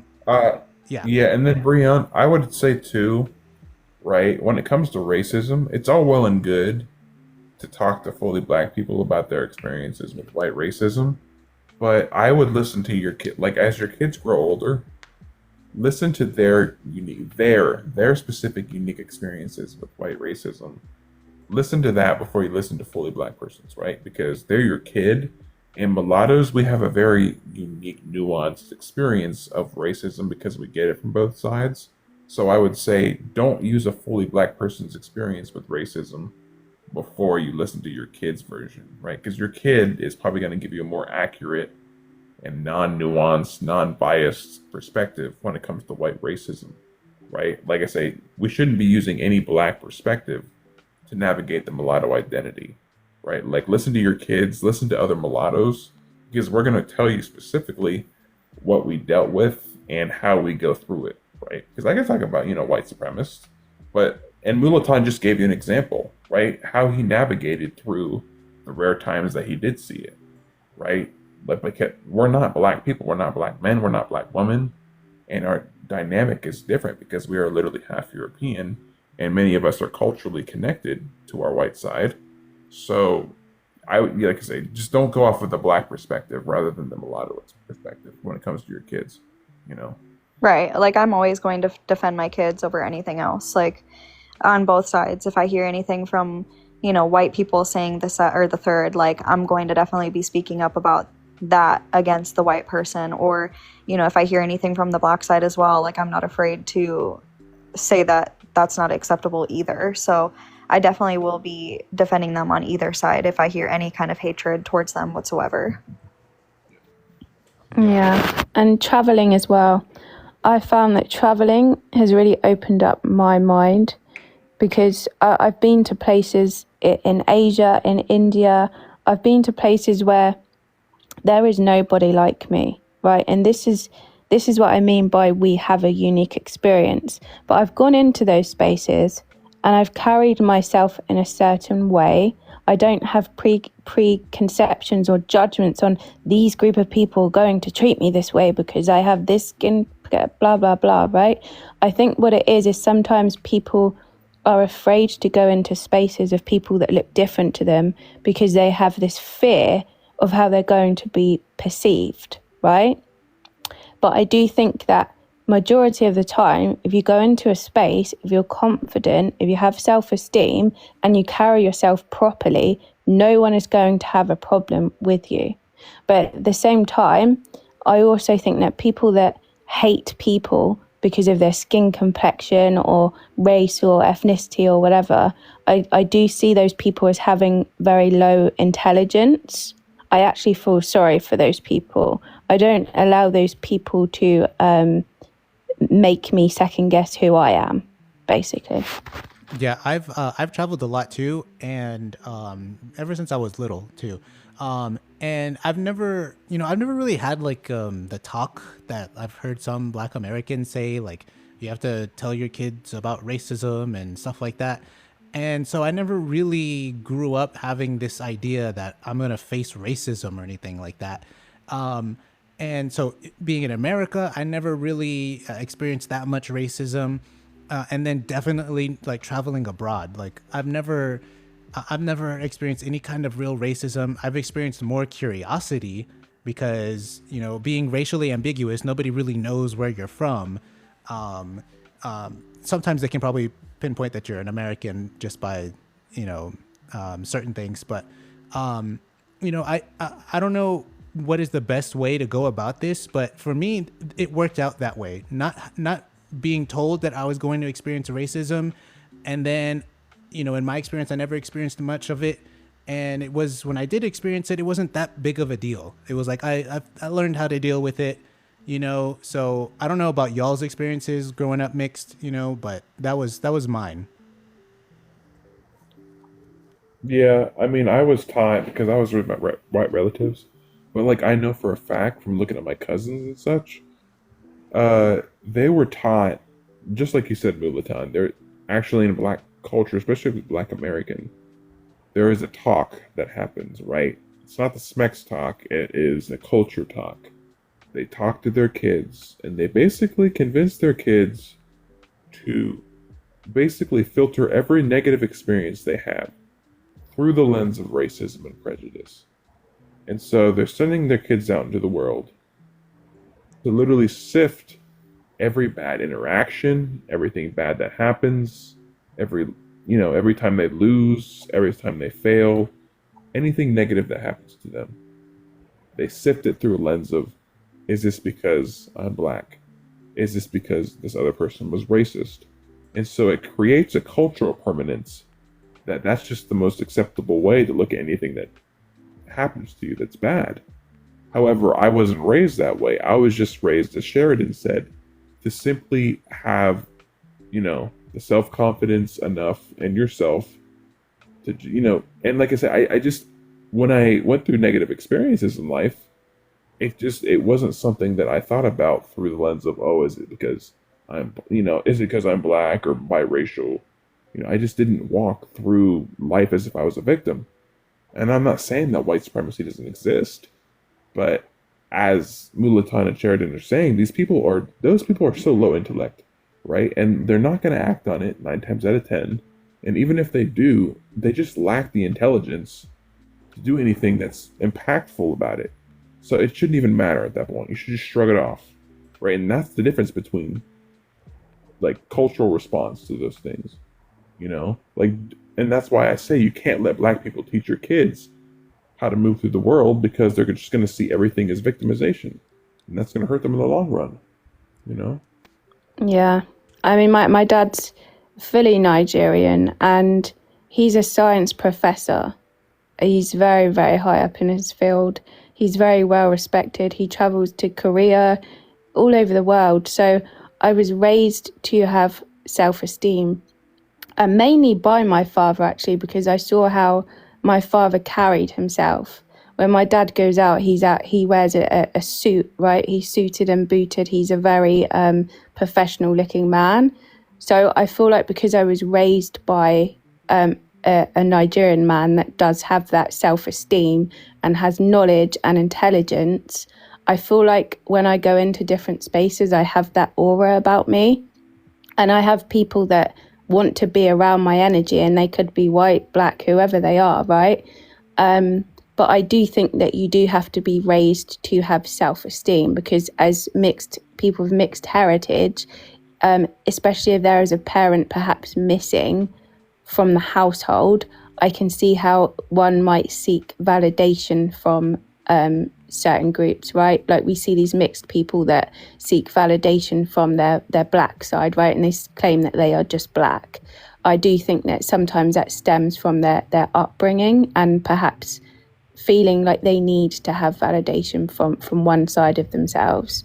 But yeah, I think it all comes down to self-esteem. And as we just said, yeah, people that are racist, people that have hatred towards certain groups of people, I do think those people just have low intelligence, and they probably just hate themselves. So they just project that onto others, because if you have self-love, then you go out into the world and you project love onto other people. But I think those people have the opposite effect. And yeah, I genuinely just feel sorry for them. Well, I always feel like racism and hatred is always taught. Like, you don't have a kid and then the kid doesn't just like automatically think, oh, I don't like this person because they're a different color than me. They say those things and think those things because that's what they're taught from their parents or other people around them and stuff like that. So like white people that are racist, they're taught that. Like we don't just like get born racist, or, black people, the same thing. You don't just get like born to have hatred for white people. It's something that you're taught. It's a generational hatred that is taught from parents or, aunts, uncles, whoever is around you that, says hateful things or shows it by actions and stuff like that. And you learn that. And it's sad. That's why I feel sorry for a lot of people too, because it's like, I know that you're just showing hatred because you're taught that and you don't know any better. And you should educate yourself further on everything to further understand why would you feel that way, or what is that hatred going to do for you? Is it going to do any good? Yeah, exactly. And I think, yeah, education is really, really important. I think that people do need to be more educated about certain things. And yeah, I just wish that people would move away from like racial constructs, because I think that the whole racial construct, what is built on, what it represents, I just find it very like inhumane. It doesn't feel human to me. It seems like putting people into boxes. And I always say this, I've never actually seen a human being that is black, right? I've never seen a human being that is actually the color of white, if we think of a color spectrum. So yeah, I think we should see people for who they are and not put people into boxes. I think that's better. And us as people of mixed heritage, we simply can't be put into a box. It's impossible to put us into a box. And I think that's why some people have an issue with us, because they just don't know where to put us, right? They don't know where we should sit. But from our perspective, we do see ourselves as having our own identity, which is unique to us. Yeah, and I just suggest, like, coming from a white person that can sympathize with what biracial people go through and not feeling accepted on either side, I just highly suggest that, like, you don't just go with the people that look just like you. I hope that you can see people who have the same ideas as you and support as you, and go with that and group with those people, whether that's black people that support you or white people that support you. Like, I know that you guys want, like, to feel like you have a place and stuff like that, but I also don't want to feel like I don't also have a side and feel like I can't support because I'm not on the black side or I'm not on the white side. Like, I feel like I don't have a place either, because there's always hatred from either side being a biracial mom. Yeah, I mean, for majority of us, okay, we do have the self-hating mulatto people who will kind of erase their whiteness, right? Because all white people are oppressors and blah, blah, blah, blah, blah, blah, right? That's just uneducated rubbish. But I do think that we are extremely accepting of people, right? We are probably the most accepting group, because we just don't have it in us to pick sides. We don't have it in us to have like a supremacist mindset of you have to be pure this and pure that. It's not in us. So our group actually is extremely accepting to everybody, but at the same time we have to kind of gatekeep our identity, because if we don't, it then becomes lost in translation, and then we have other people telling us who we are, and we can't accept that. We can't allow that. We have to have our identity, otherwise we end up with confused people, which we are seeing. Yep. Right, and I think that that's a huge thing too, because like we were talking about earlier, like, black people are trying to label, like, if you're dark enough then you're black, or if you're light enough then you're white, and you can't identify as black if you're too light, but then you're half, your dad is black or your mom is black, or whatever the case may be. I'm not feeling accepted by blacks. No, I get extreme judgment. I don't know if you were here earlier for, like, the story that I gave.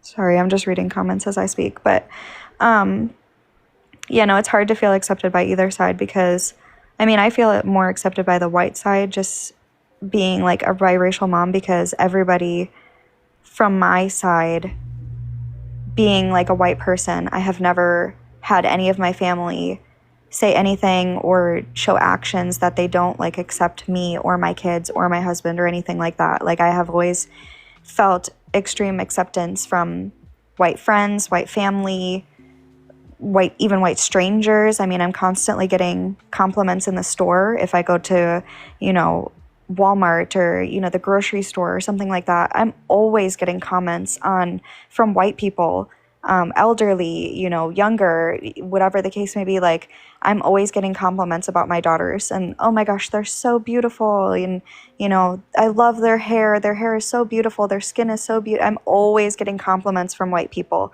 And then as soon as I see online, I'm seeing constant, like, black biracials are mutts and we shouldn't let them dilute, blah, blah, blah, and just all this hateful stuff. And I'm just like, I know that white racists exist and stuff like that, but at the same time, I have seen so much more hatred from the black side than I have from the white side.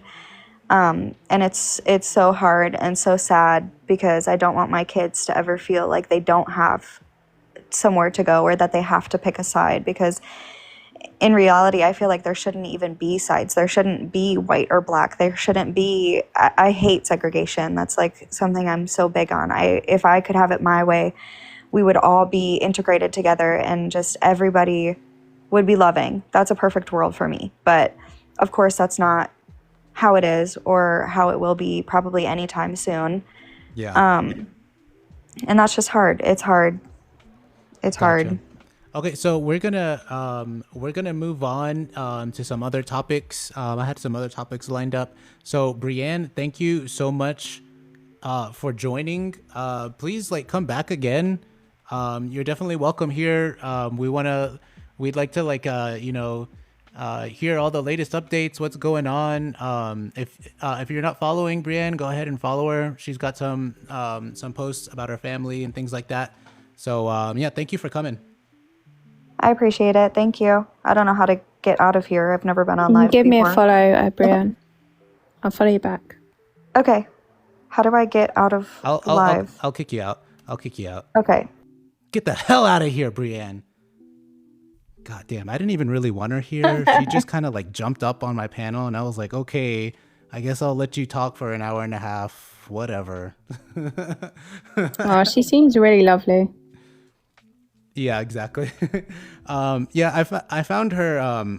I think it was you, Jordan, that shared it. I can't remember who it was that shared her post, and she's got a post in there with unfollow. Go ahead, Brianne. I don't care.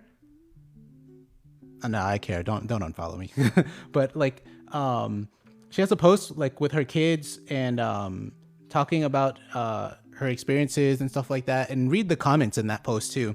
It's kind of brutal. She goes into I could imagine. Yeah, she goes into some of the detail that she was talking about earlier today. So go ahead and check all that stuff.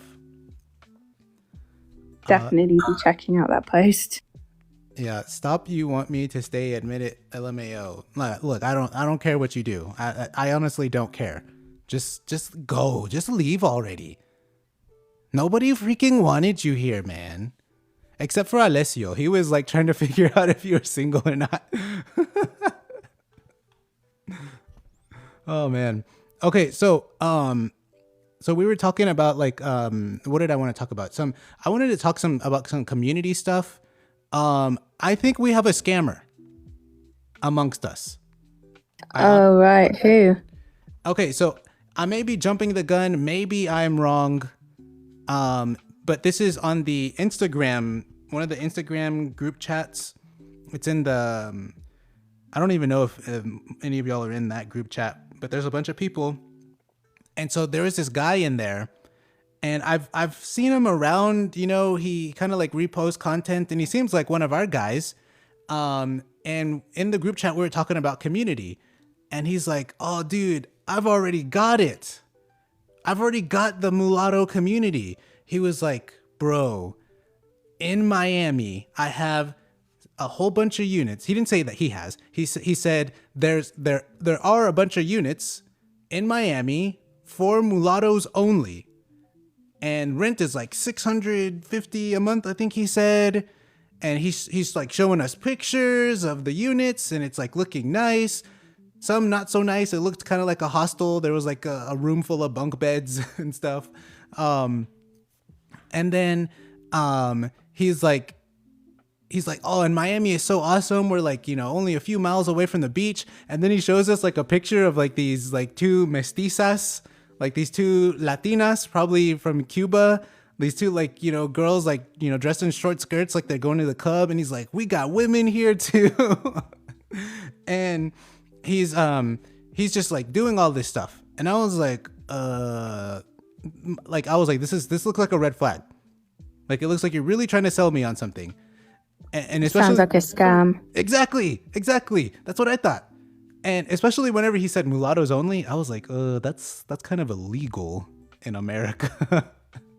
And so I asked, let me pull it up because I want to make sure I say exactly what I said, because I thought an innocuous, a basic question, you know,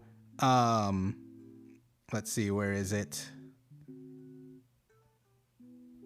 Yeah, there are a lot of scammers that are jumping on this mulatto trend now online, right? I've seen many of them.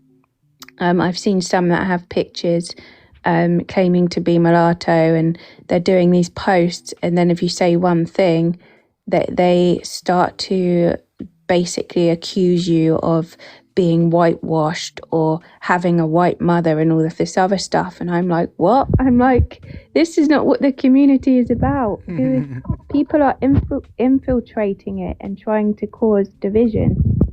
That's also another thing we'll be talking about too, is there's right now in this space, there's been some divisions happening, and I'm hoping that we'll have like some of the people that are involved in it join the live, but either way, I'll discuss it. So the question that I asked this guy, he made a comment saying, we have 5 properties in total. Okay. And I said, who owns these properties? And then another question, how are you able to make it mulatto only? And then this guy goes, are you able to bring business and traffic? So y'all need to question everything from me because I already have a working business model promoting mulattoes? Is this a pissing contest? And I was like, that's another freaking red flag right there.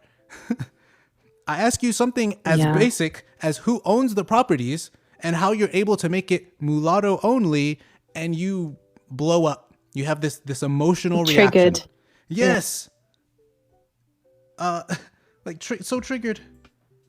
Yeah, I would avoid that. It sounds like somebody's trying to get some kind of funds and trying to scam people. I'd stay clear of that.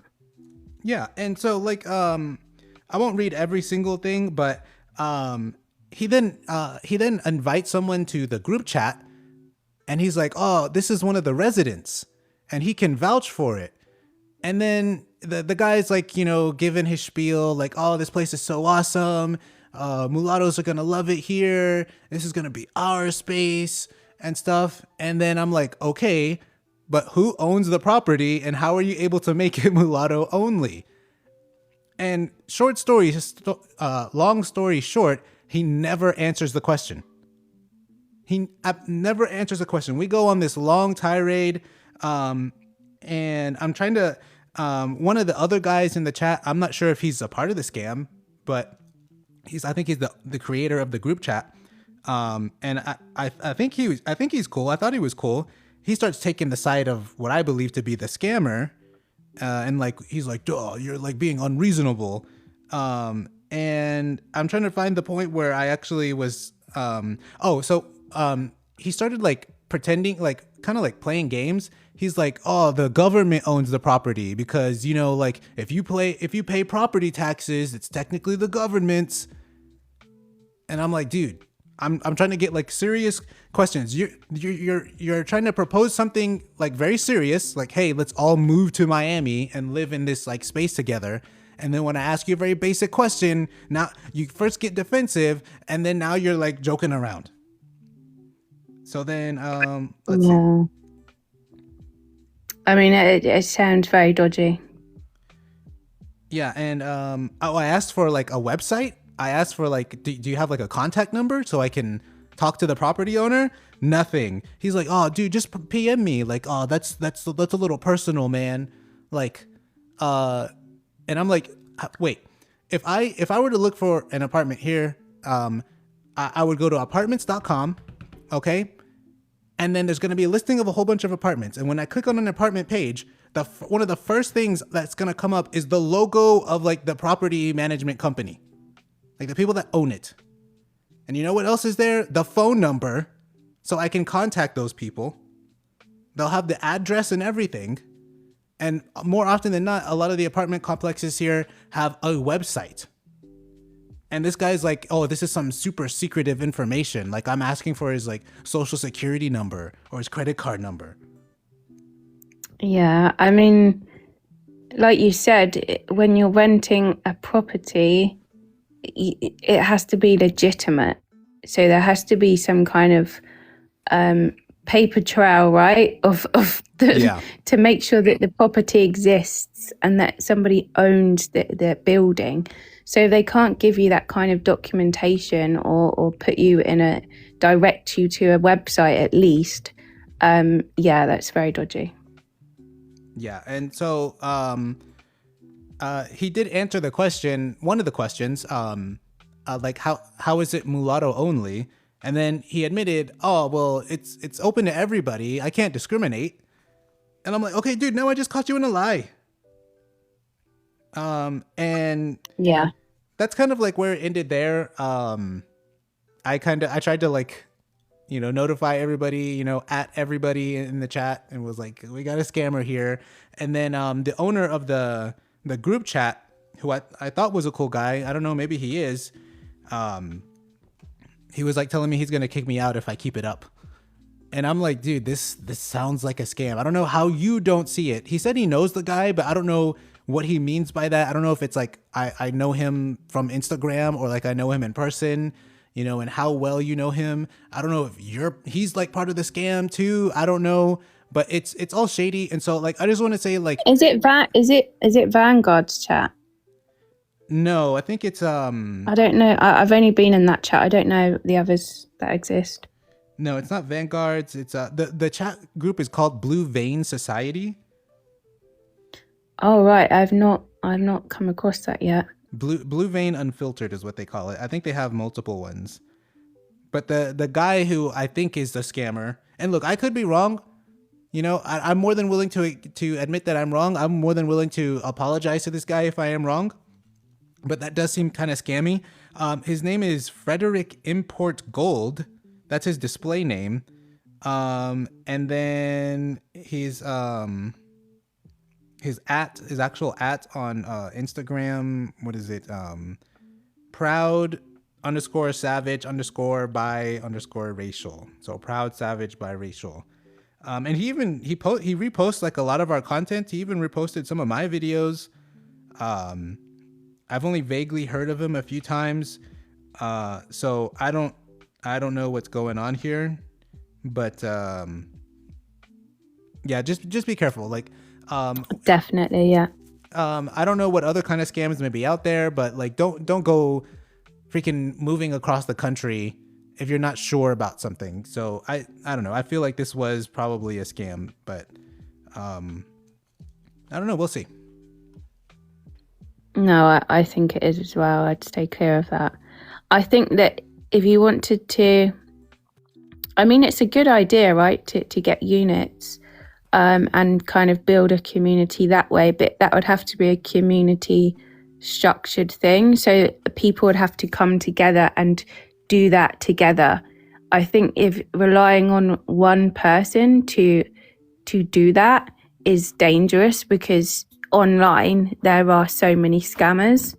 That person might be sat in a village in Nigeria, just waiting for the funds to be to be sent into their bank account. I think you've got to be really careful with stuff like that. Yeah, exactly. And that's a Nigerian a Nigerian half Nigerian person saying this, that just beware that there are scammers.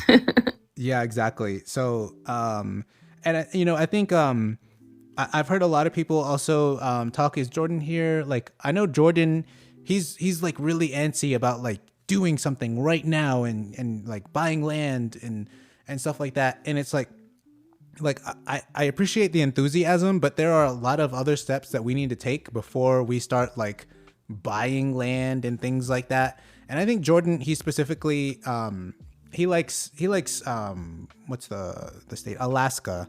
I like Alaska too, but I mean, that's something I'd have to think about a lot first. But I think there's a lot of things we need to talk about first. And Sheridan, I'd like your opinion on this, because I think like one of the things I've noticed from like the minimal amount of research I've done into intentional communities is that they more often than not fail. And it's usually because of something financial related or something like I will say something morally related. Like the people aren't on the same page when it comes to their values and their morals. And so people, it's almost always something like sex related. Somebody sleeps with somebody's wife or husband or something like that. People have different ideas of what's morally acceptable, and then that just kind of destroys it. And I feel like you need to have those conversations first before you start talking about, hey, let's all buy land in, X location and all move there tomorrow. Does that sound reasonable? It can become very, very cult-like, which, religion tends to have the same notion of having a cult-like structure where there's sort of like a leader at the top of it that's telling everybody else what to do, which is not very healthy. I think a community has to have everybody's input, but I think the only way to do that is by networking and actually meeting people in person, because online is online, but you actually have to come together and arrange and organize these things. And I think for anybody to invest any money into anything, there has to be a level of trust. And I think that you need to meet somebody and vet them to have that trust to invest in any kind of community. Yeah, I totally agree, because we're a long way away from buying things or moving places. And you're 100% correct. Like, meeting in person is completely necessary before any of that. Like a lot of us, I've been at this probably almost, I guess, 10 months since like February, 9 months. And I'm meeting new people here online, and I'm kind of getting a feel for, who y'all are, and I'm getting a feel for like who I kind of gravitate more towards. Like, the person I'm about to bring up on the panel, like me and Jay, we're like on the same page on so many things. And maybe it's because we have similar cultures, but me and Jay on the same page on so many things. And I think one of the things we need to do is once we establish like good connections with people online, then you can go be like, hey, let's meet up somewhere. Let's like a weekend, I'll go to where you are at. You can come to my place or whatever, or we can meet someplace in the middle and just talk and hang out. I would love to do that. Like I'm in London, right? So if any of you guys want to come down to London and we can meet up, I mean, I'd be more than happy to do that, right? But yeah, it's networking and it's building trust within communities. I think that is probably the next step. Yeah, definitely. So Jay, you wanna add on to that?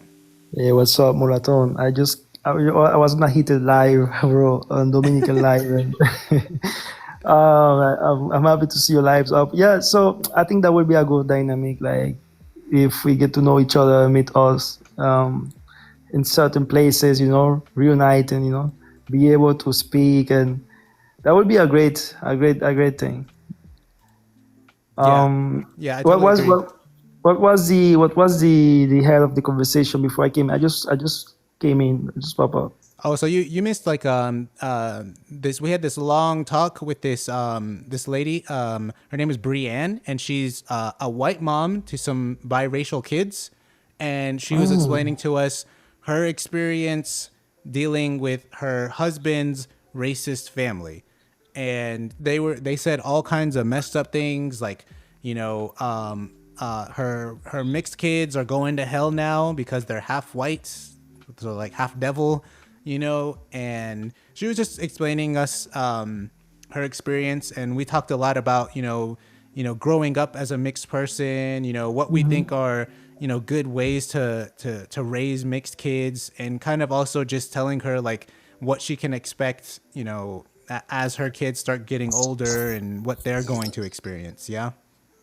That was a good conversation. And also I'm happy to hear the dynamic, because a lot of people like to always blame the white mothers because they think, oh no, they will always be discriminatory towards the child. They will always raise them in a certain way where they wouldn't be able to defend themselves, thinking they are white. But it's the opposite sometimes. Sometimes the black parents are the ones who are racist sometimes, you know, and that's, I think people need to hear this conversation open and be able to get whatever they need to get to be more educated about these dynamics, you know.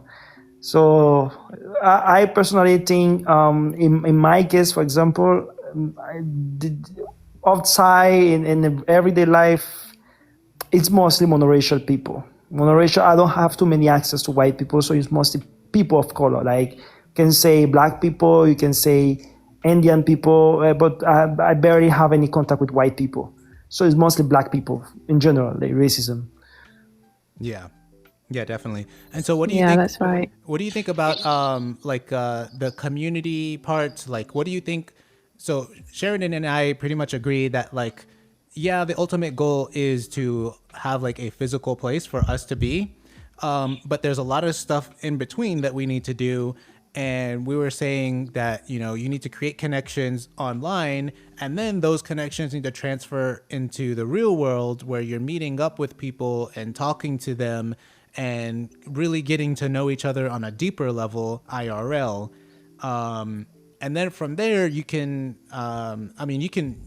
we can brainstorm what the next steps would be. But what do you think, Jay?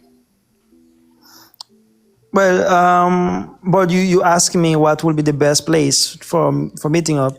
No, not the best place, but what do you think about what are the correct steps to take to like begin, you know, having a community? We were saying, you know, having relationships online and then transferring them IRL. So what do you think about that? And what do you think should be like the next step after that? So like, you know, we've already met up, you know, what do we do next? What do you think?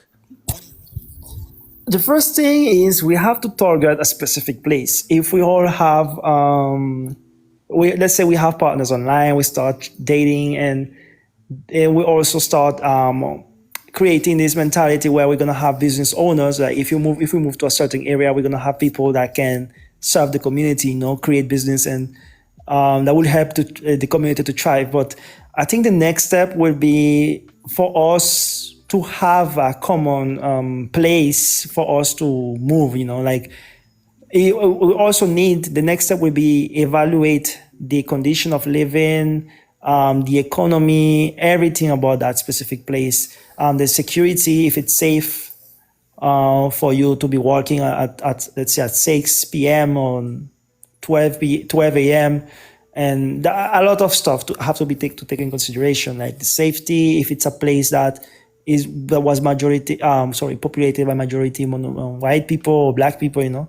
So I think the first thing is to find a good place. That would be the best. And because once you, let's say, if I start dating with somebody and I decide to move to a certain area or a specific place, I would like to know everything about this place. For me as a Venezuelan or immigrant or Haitian, to know if it's convenient for me, if I would like the place, how it look, you know.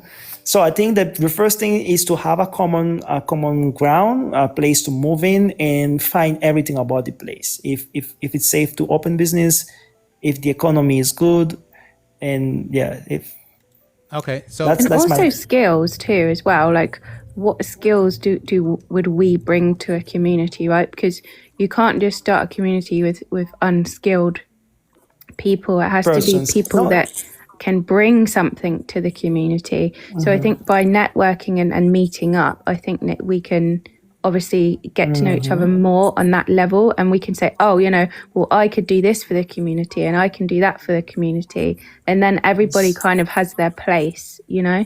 Yes, I believe that too. I wanted to say that. But I didn't think as a next step. But that's very important. If the community is going to start, everyone need to have at least a talent or skill, a trade or something they're very good at. For example, you will need lawyers, you will need bankers, you need people who know about finance, you will need people who are good at sports, you will need people that are very good at many things, different areas, you know. Yeah, exactly. So yes. So I think also it's like there are some skills that are like very foundational, you know, like do we have somebody that can like do the plumbing, can do some like, you know, carpentry or things like that? We won't need like every single thing because I imagine we'll be at least near, civilization to some extent. And maybe we can, hire like someone outside the community to do certain things. But obviously you want to try to have as many people within the community with as many talents as possible. But Jay, I wanted your opinion on this. Like I was saying that I think from what I've seen, a lot of the failures of intentional communities is when they're not on the same page in regards to values and morals. And I think that's going to be an important thing to like have conversations about first before you start like go buying land and stuff like that. What do you think? Yeah, well, yeah, I think people have to be tolerant. I think if we want to start a community, it have to be different. We cannot follow the path of the monoracials that have been divided through politics and agendas. I know we may have people with different interests, with different sexual preferences, different views and political parties, etc. But that not necessarily mean that we need to be against each other, fighting, inflicting hate on each other just because we have different mentality or different point of views. I think that should be something that we also need to embrace because a community will always have diversity, And without this diversity, it will be basically a monopoly where everything will be very boring. You wouldn't have people. It sounds like a utopia, but it's not realistic. We will have those differences no matter what we do, no matter how agree we are, no matter how we are on the same page, we're always gonna have those differences. So, most important thing is to be able to be united with all those differences. That's what I think. To talk about it, and we will always have some detractors, people who are very. In my country we call them tercos. People who are very tough. Yeah. Those ones, something must be done because, they need to quit certain things because we have to start thinking as a whole, as a whole. I might not like what you say about this, but regardless, I understand you, as a human being, you have different views. You don't have to be just like me. That would be boring, a world of 10,000 Jordans in one place. That's what I think. I think one is too many, but yeah, you're right. Yeah. So like, I think that's definitely one of the conversations. I remember briefly talking with a guy in the comments of a video. He was mulatto, and he was talking about how like his religion is very important to him, his Christian faith and everything, and that's another angle for like some people that are like very religious. If they're going to be a part of a community, they're going to want it to be, their specific religion. And so that would be another thing to bring up.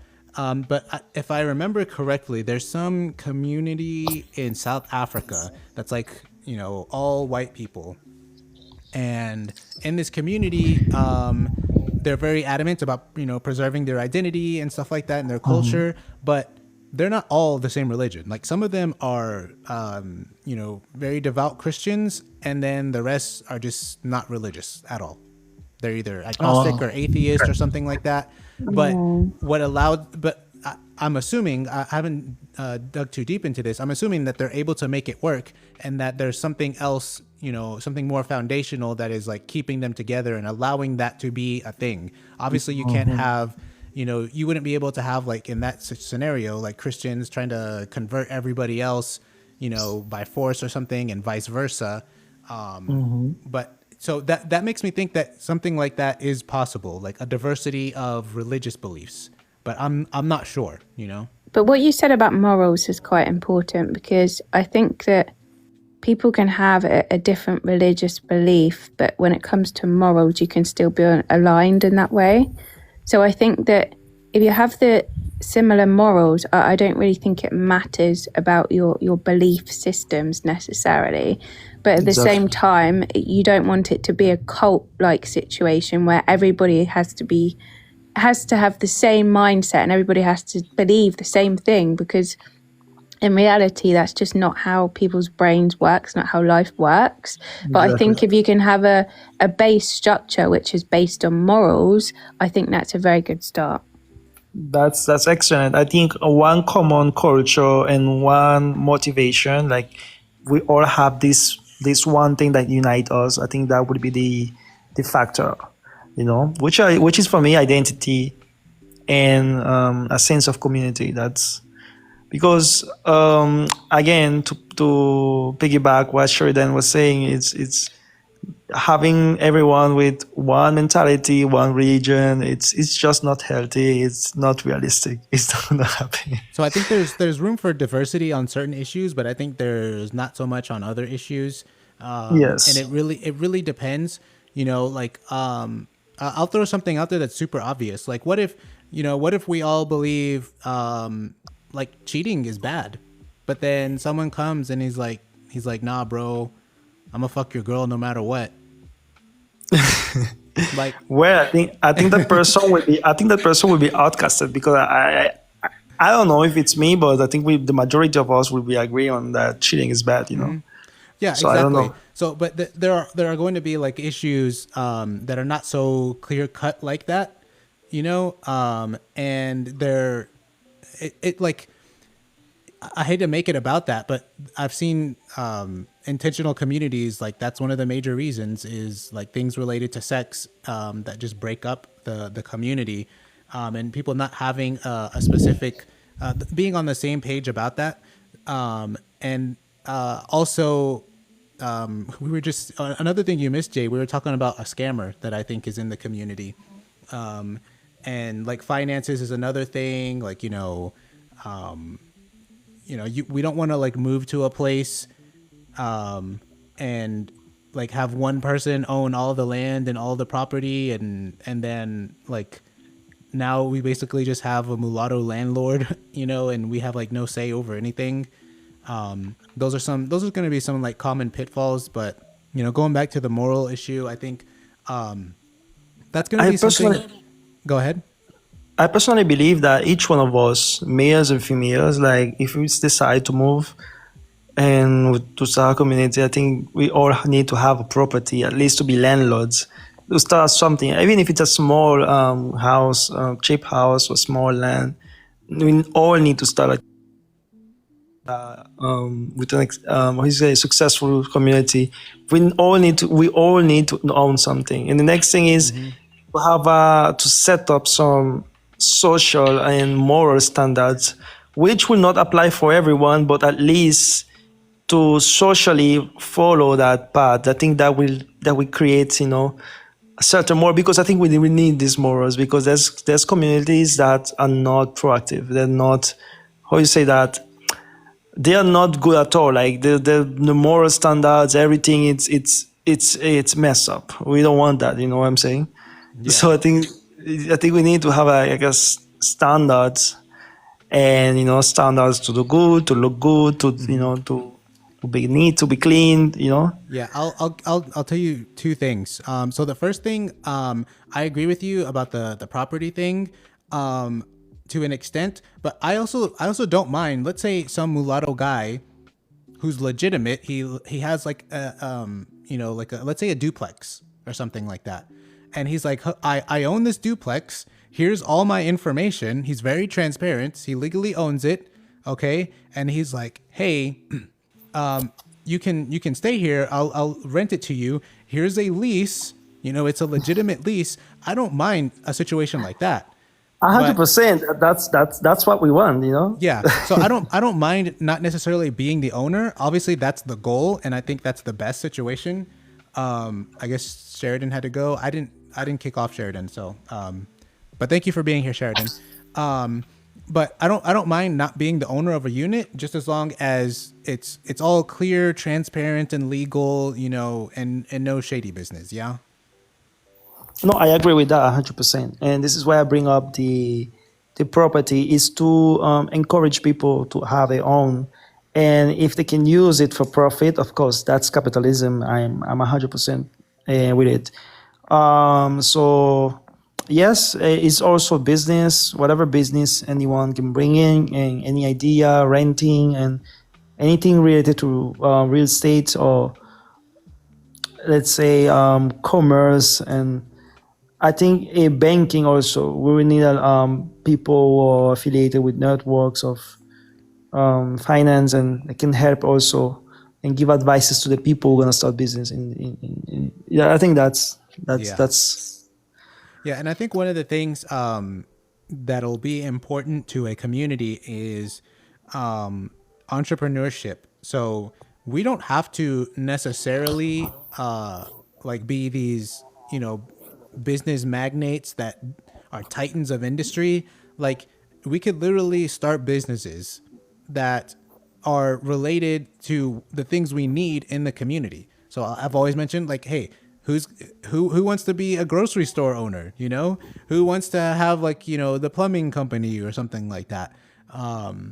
There's all different kinds of things we would need, and you could start a business like that. And that would, and obviously, like you said, we're going to need to have some, knowledge of finance and things of that nature. But those things, I think those things are also like way later down the line, after we have a lot of these conversations and we're all on the same page. I agree 100%. So I wanted to tell a story real quick regarding the morals idea. So I'm going to tell you a story. I actually like the way they do this. So I'm going to tell a story about how the Orthodox Jews handle certain moral situations. This may be a little too extreme for y'all because obviously the Orthodox Jews are very religious. But this is a story I heard from a Jewish guy about how they handle specifically adultery in their community. So the story goes, I don't know if y'all know, like, Orthodox Jews, they have their own communities, like in New York and all over the place. And it's a very insular community, very tight knit.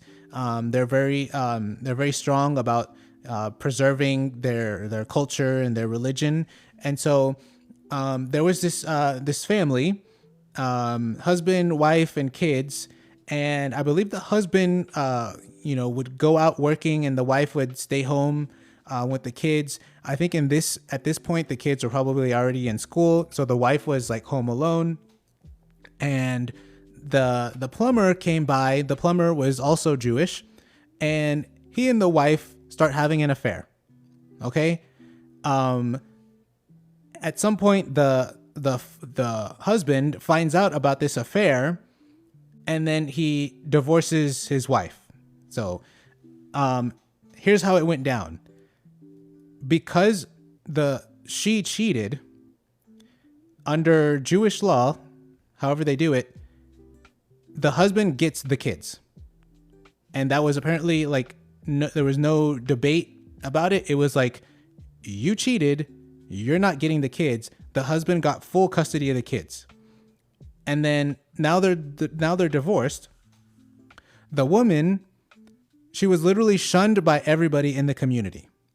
No one wanted to work with her. No one wanted to to be friends with her anymore because, I mean, she freaking like cheated on her husband. Like, I'm pretty sure the plumber guy was married, so she just slept with a married woman's husband, and so everybody knew about what she did, and they just shunned her. And they shunned her so much. They didn't like physically remove her from the community. She could still be in the community, but nobody was having anything to do with her. And so she was like, you know what? I'm out of here.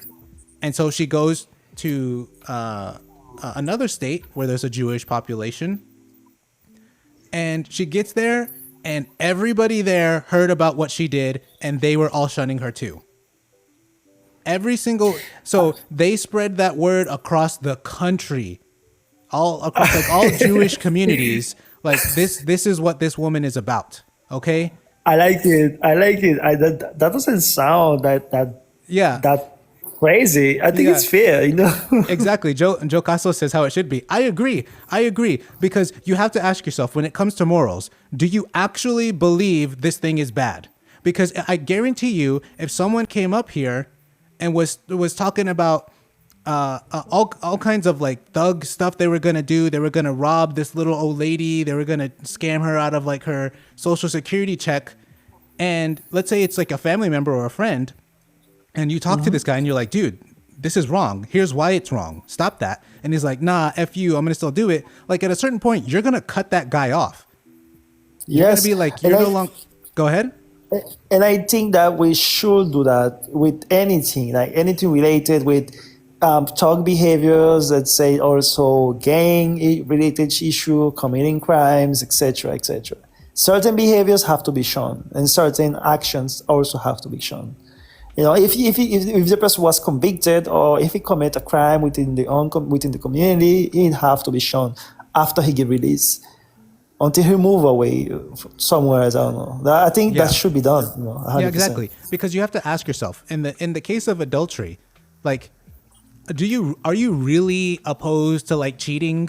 Like I know on social media and in songs, everybody talks about how bad cheating is, but how many times have you like known a friend or family member that was just a consistent cheater?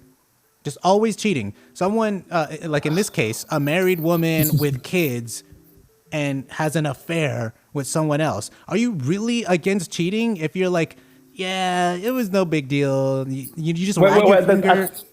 I think that there's some things that there's a conversation that we need to have. If we want to, that's why I say we need to talk and reveal us to each other so we can understand how the majority of us gonna operate, because one opinion and 2 heads, 3 heads is not enough. You need the whole community, 24, 40, 50, 100, maybe 1,000 people in different groups talking about similar topics and with like a census basically. Yeah. So we can collect all this information and see where exactly we're moving, because the majority gonna have an opinion on what you just said, and a huge majority gonna operate that way. So I think we have to go by the majority. We have to abide by the majority. And if we can fix some things on what they say, it have to be applicable for both sides. For the minority, who have a different opinion, and for the majority, we're gonna move in a certain way. So it can be comfortable for both, you know? So let's say, if the majority say, all right, I don't think it's a big deal. I wouldn't shun my sister if she cheated on her boyfriend. And you have a small minority, let's say like me, Jordan, or somebody else, say, oh no, I will definitely shun her. I will never talk to that bitch. Sorry for saying that word. Yeah. And in that case, we need to make it comfortable for both, right? Okay, if he don't want to talk with somebody we cheat on, let's say we can take some measure, right? But at some point, you cannot discriminate against this person publicly, because most of us don't disagree with that. We don't see it as something that we should outcast somebody because of that. You know, you can't discriminate this person, but you have the right to stay away from them. I think we have to make it fair for both. But I think we have to have this conversation, and if the majority says something, we know we're gonna move like that, because that's what I believe. In my opinion, those conversations, we need to have these conversations. Yeah, I agree. You know? So and we also have to have conversations about what are our deepest morals, and what are the things we really detest, I guess. The things we really don't want to be a part of our community, because, when it comes to shunning people, that's when you reveal what your true morals are. Like, most people, like I said, say they are against cheating, but they tolerate people that cheat. There's no social repercussions for being a cheater. Like, cheaters don't lose their friends. Cheaters don't lose their family. So what happens? Exactly. There's more cheaters. Cheaters becomes something that's acceptable. It's like, oh, you... Okay, that's not how you're gonna get rid of something like cheating. It has to be socially enforced. And shunning is not a bad thing either, because you're just ignoring somebody. You don't want this person close to you because he's not trustworthy. So I find it's a good way to move in a community. In my case in MVLATO, what I dislike is ghetto, thuggish type of behavior, like anything related to ghetto, hood, gang banging, gangster. Yeah. deeply hated. Yeah. Even culturally speaking, even the music, everything. Yeah, and you don't. And the thing is, you can the cheating thing. I think that one's probably a little. That's one of those things where, like, if you're married and then you cheat and you have a whole family, like that's one of those things where it's like, oh man, that's done. But with like the ghetto kind of thing, I feel like that's something you can talk about. You can be like, hey, we don't do that here. So if let's say you have someone in the community that's trying to be that way, you talk to the person, be like, hey, we don't do that here. So we're respectable people. That is not our culture. This is our culture. And then you talk to them. And then I'm not a Christian, but I used to be a Christian, and there was this thing that Jesus said. It was something like you talk to the person to try to get them to correct an action, and then if that doesn't work, then you get like another person to help you in correcting this person, and then if that doesn't work, you get like a priest or a religious figure to come in and like help correct the person, and then if that doesn't work, the actual quote from the Bible is you treat them like a tax collector, which is basically you ignore the person, you don't treat them like family, you don't treat them like friends. And I think that with the case of like that, thuggish kind of behavior, I think that's a good approach. It's like saying, hey, don't do it. You work with the person, you try to correct their behavior, but if they're insistent on being that way, then you shun them. You're like, okay, we're done with you, I agree. Well, I don't really mind music or entertainment. But if it's when you see that they start moving in groups and with a gangish behavior, that's when we need to talk about it, because it always end up in crimes and things we don't want to have in the community, Even the look, it doesn't look good at all. So yeah, I agree. Yeah, exactly. And I think another thing related to like community, one of the things I've been seeing in some of our spaces is there seems to be some people that really have some like genuine hatred in their hearts towards certain groups of people, and I've seen it, and it's almost gotten to the point where it's like Fed posting. So for those of y'all that don't know what Fed posting is when you say things online that would attract the attention of like the federal governments, like the FBI coming after you, or at least investigating you, like very like, that things that'll put you on a list kind of thing. And I've been seeing things like this, people believing like conspiracy theories about certain groups of people. And I just want to say, we're not having that shit. Okay. Yeah. Stop with totally. Yeah. Stop with the Fed posting. Stop talking about like these wild conspiracy theories about certain races of people. Stop posting all these like obnoxious, like racial slurs unnecessarily. Okay. About certain groups of people. Okay. It's one thing if you're attacked, like if you're attacked, boom, go at them full force. Okay. But when you're literally in like group chats and just randomly saying racial slurs about people unprovoked, and talking about how, and I've seen people explicitly say, I hate, and then X group of people. We can't have that shit. That is not what this community can be based on. We cannot be a community or a group based on hatred of any kind of people. I've always said, paz y amor. I want peace and love with all people. So no more fucking Fed posting, okay? I don't want to hear any of that bullshit anymore, okay? That's obnoxious, and that's only gonna destroy this community before it even gets started. We cannot be a community based on hating people, okay? Exactly. I 100% agree with you. And I think we think each other too. There seems like there's a branch, like sometimes we are branching each other from region to region, and I don't want that to happen, because if we're gonna have a community and you have different branches of the same people, and these people Fed posting each other, I would think it would be very bad. It would never work. So I think we also need to be considerate with the individuals that's gonna be in the community, and if they are in the community, to stop branching ourselves, because we're not having that either. Yeah. So like I'll just say like I've only seen it in a few group chats. I haven't seen it in like a lot or anything like that. Because I think some people know where they need to behave and where they just go all out and stuff like that. But yeah, so like I understand some people maybe angry. They've had certain experiences. I haven't had a bunch of negative experiences with certain groups of people and stuff like that. So I don't know people's background. I don't know what people are going through. But you can't be like that. You can't have that kind of hatred for people. You can't be having these wild ass conspiracy theories about groups of people. Okay, and also another thing, like I am genuinely not anti any like group. I'm not. But we're constantly being accused of that. What do they constantly accuse us of? Being anti-black. Okay, I'm not anti-black. I have black family. I know Jay's not anti-black. Okay, so when I see some of the shit that's written in the group chats, I'm like, wow, it sounds like you're exactly like those Bantus we're talking about. You're the kind of person that they were talking about, and I don't want that shit.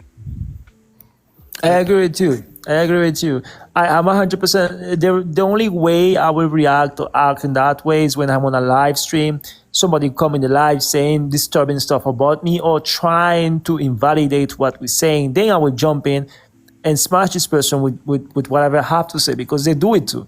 But let's say you never see me starting a conversation and just throw out the word randomly. And even though I have to be honest, I am not a child, I have to know what to do, because in certain circumstances, when people talk about it and drop those slurs, I'll follow the path and do the same thing, just to, I just follow the thing. I just follow the jokes, but it's not right. I can be self-aware. It's not right. I genuinely, deep inside me, I have no hatred for any group, bro. Honestly. Yeah, and I just don't think it's right. Yeah, I want to say, like, I'm okay with jokes. Like, like jokes are fine.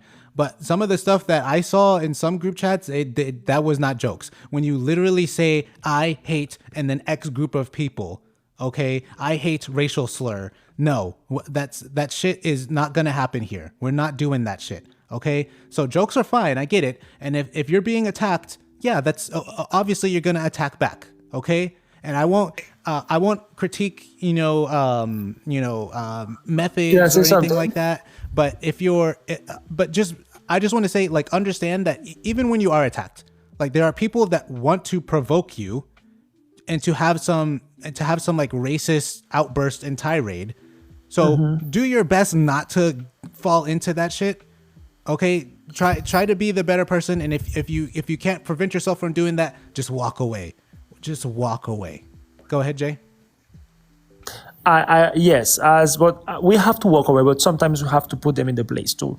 It doesn't mean that we have to be racist, because let's be honest, if you walk into the white community or black community and you in some places you might be well received, not everyone is the same, brother. And sometimes people don't even think about race like that in real life.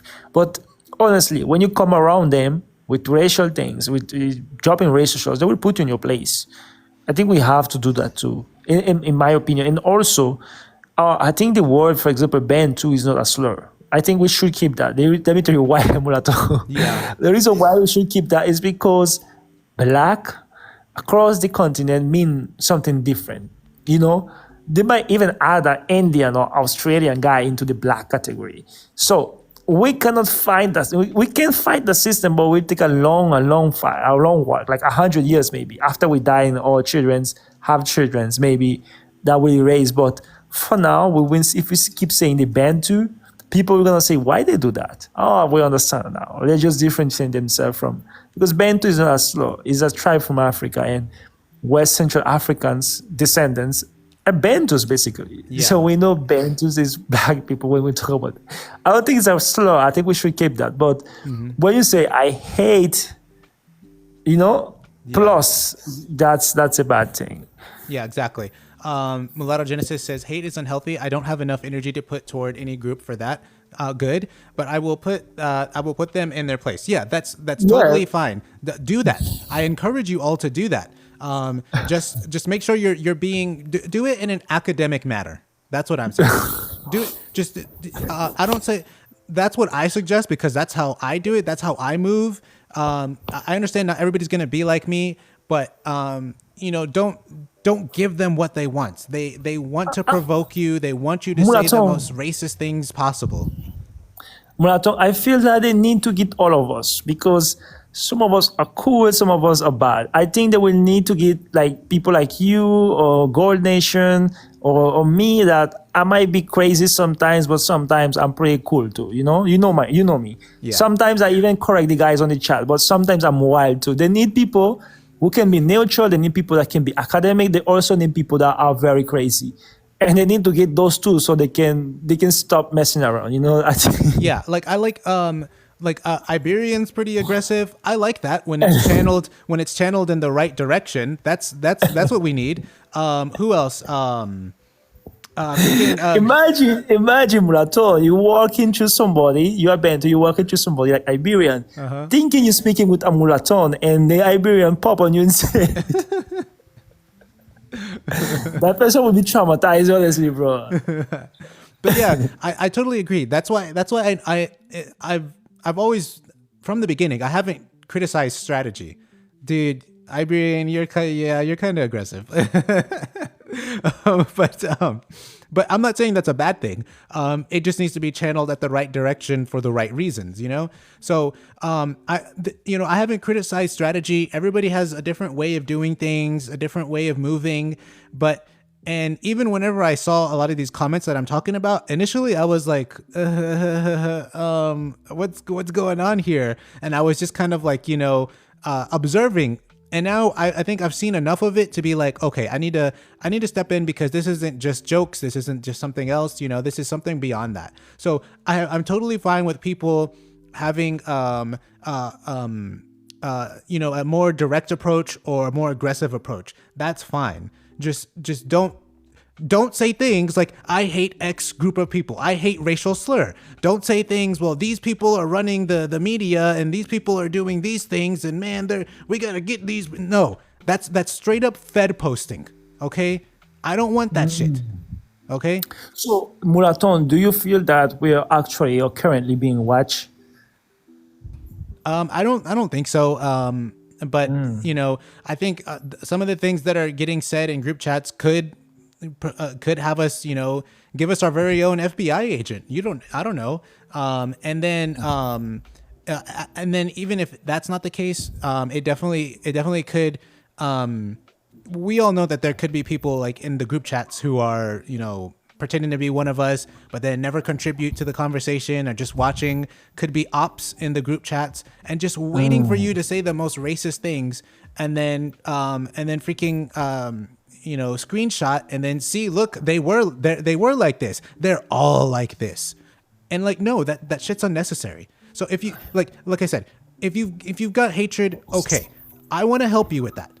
I don't want to toss you aside. I don't want to reject you or anything. I want to help you get over that. We all do. Okay. But tone it down and then let us know that you've got these issues and then we can work with you on it. Okay. Yeah, I agree.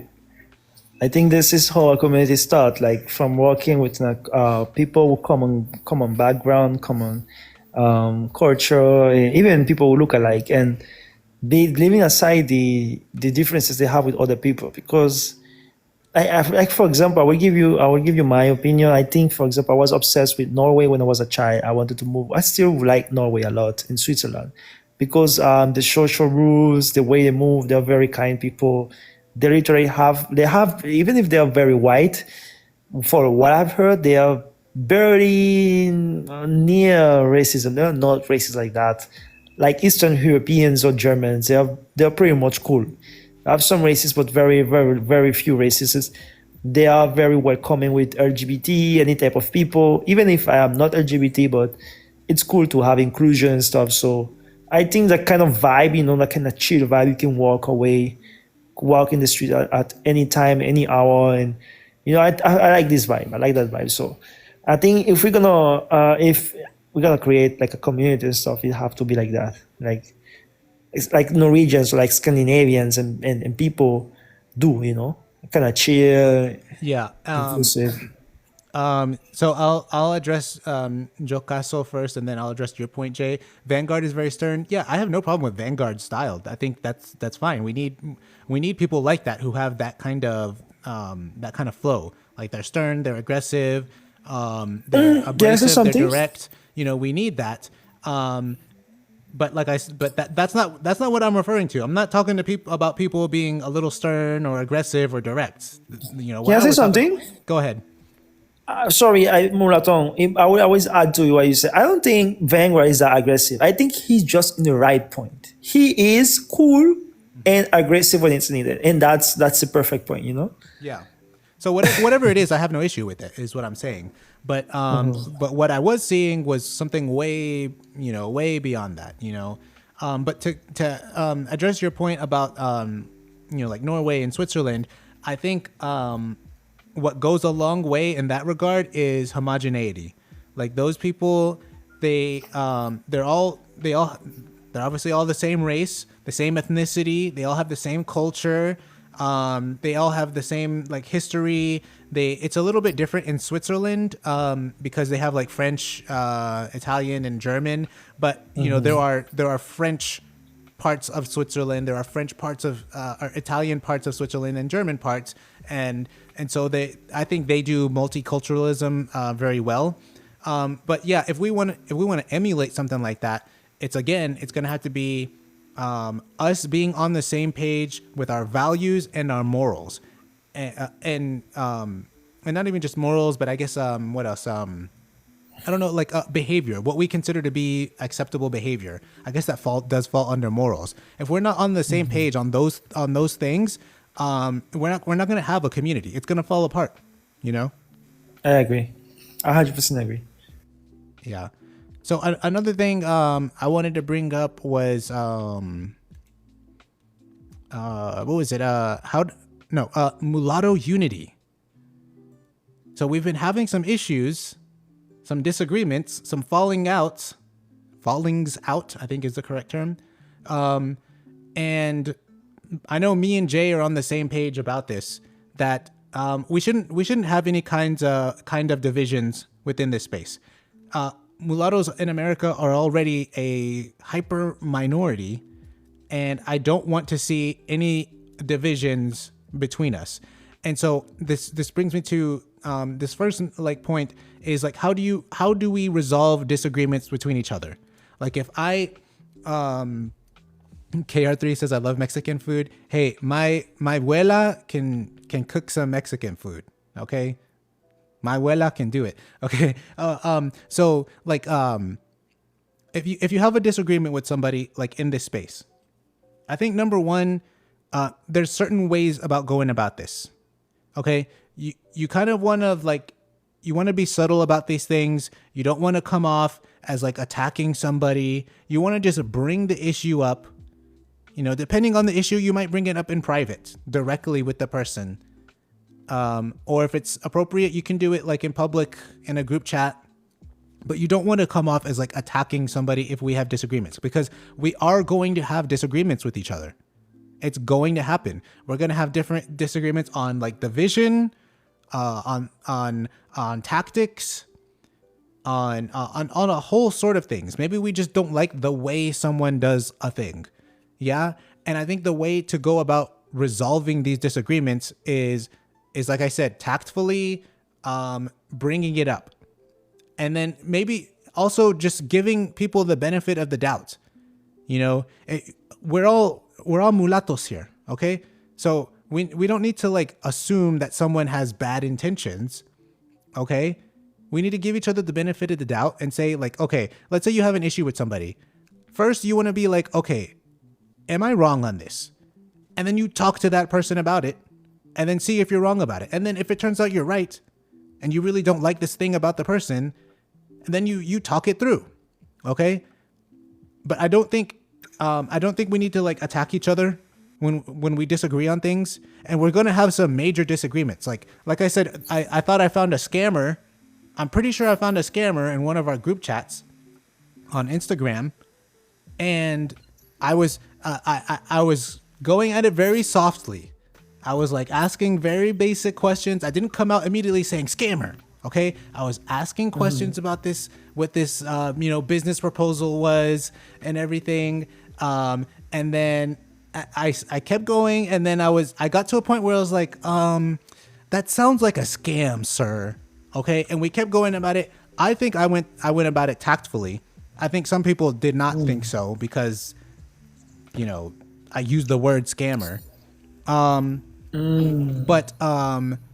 But that's what I'm saying. That's how you can do it. Now, I could be wrong about this person being a scammer. I'm totally fine with that being the case. If it is, I'll apologize to the person, and then hopefully we can shake hands, and then that'll be it. But what I don't want to see is like people just attacking each other for like personal things, and even if you have a legitimate grievance, we can bring it up in a respectable way.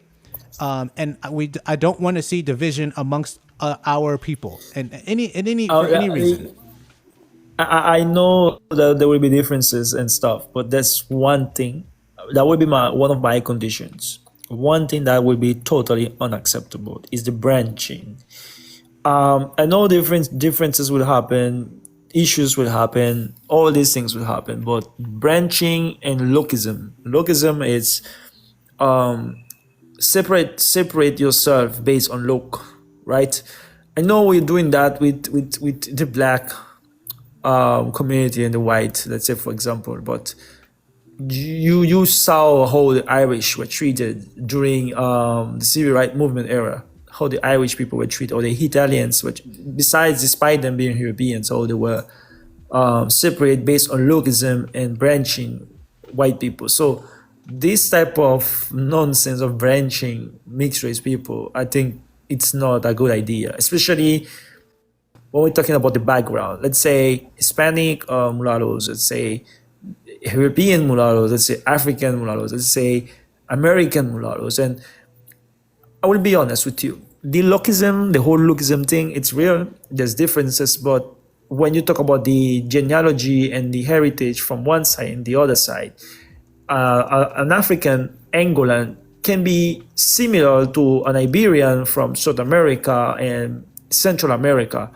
And sometimes a European can be more similar to an African mulatto than a South American. Sometimes a South American mulatto can be more close to an American mulatto because he has some German or English immigrant in him. So this whole lookism thing, or based on geography, or based on your European ancestry, based on your African ancestry, it's never based on African ancestry. They do it mostly with the European side because, again, mulatto, have you ever seen the branching thing working with Fulani or Nigerian with Nigerian? They don't do that, right? Yeah. Why we have to do it with, let's say, Iberians, Spanish, mulattoes, with English, with Anglos, I think it's just dumb.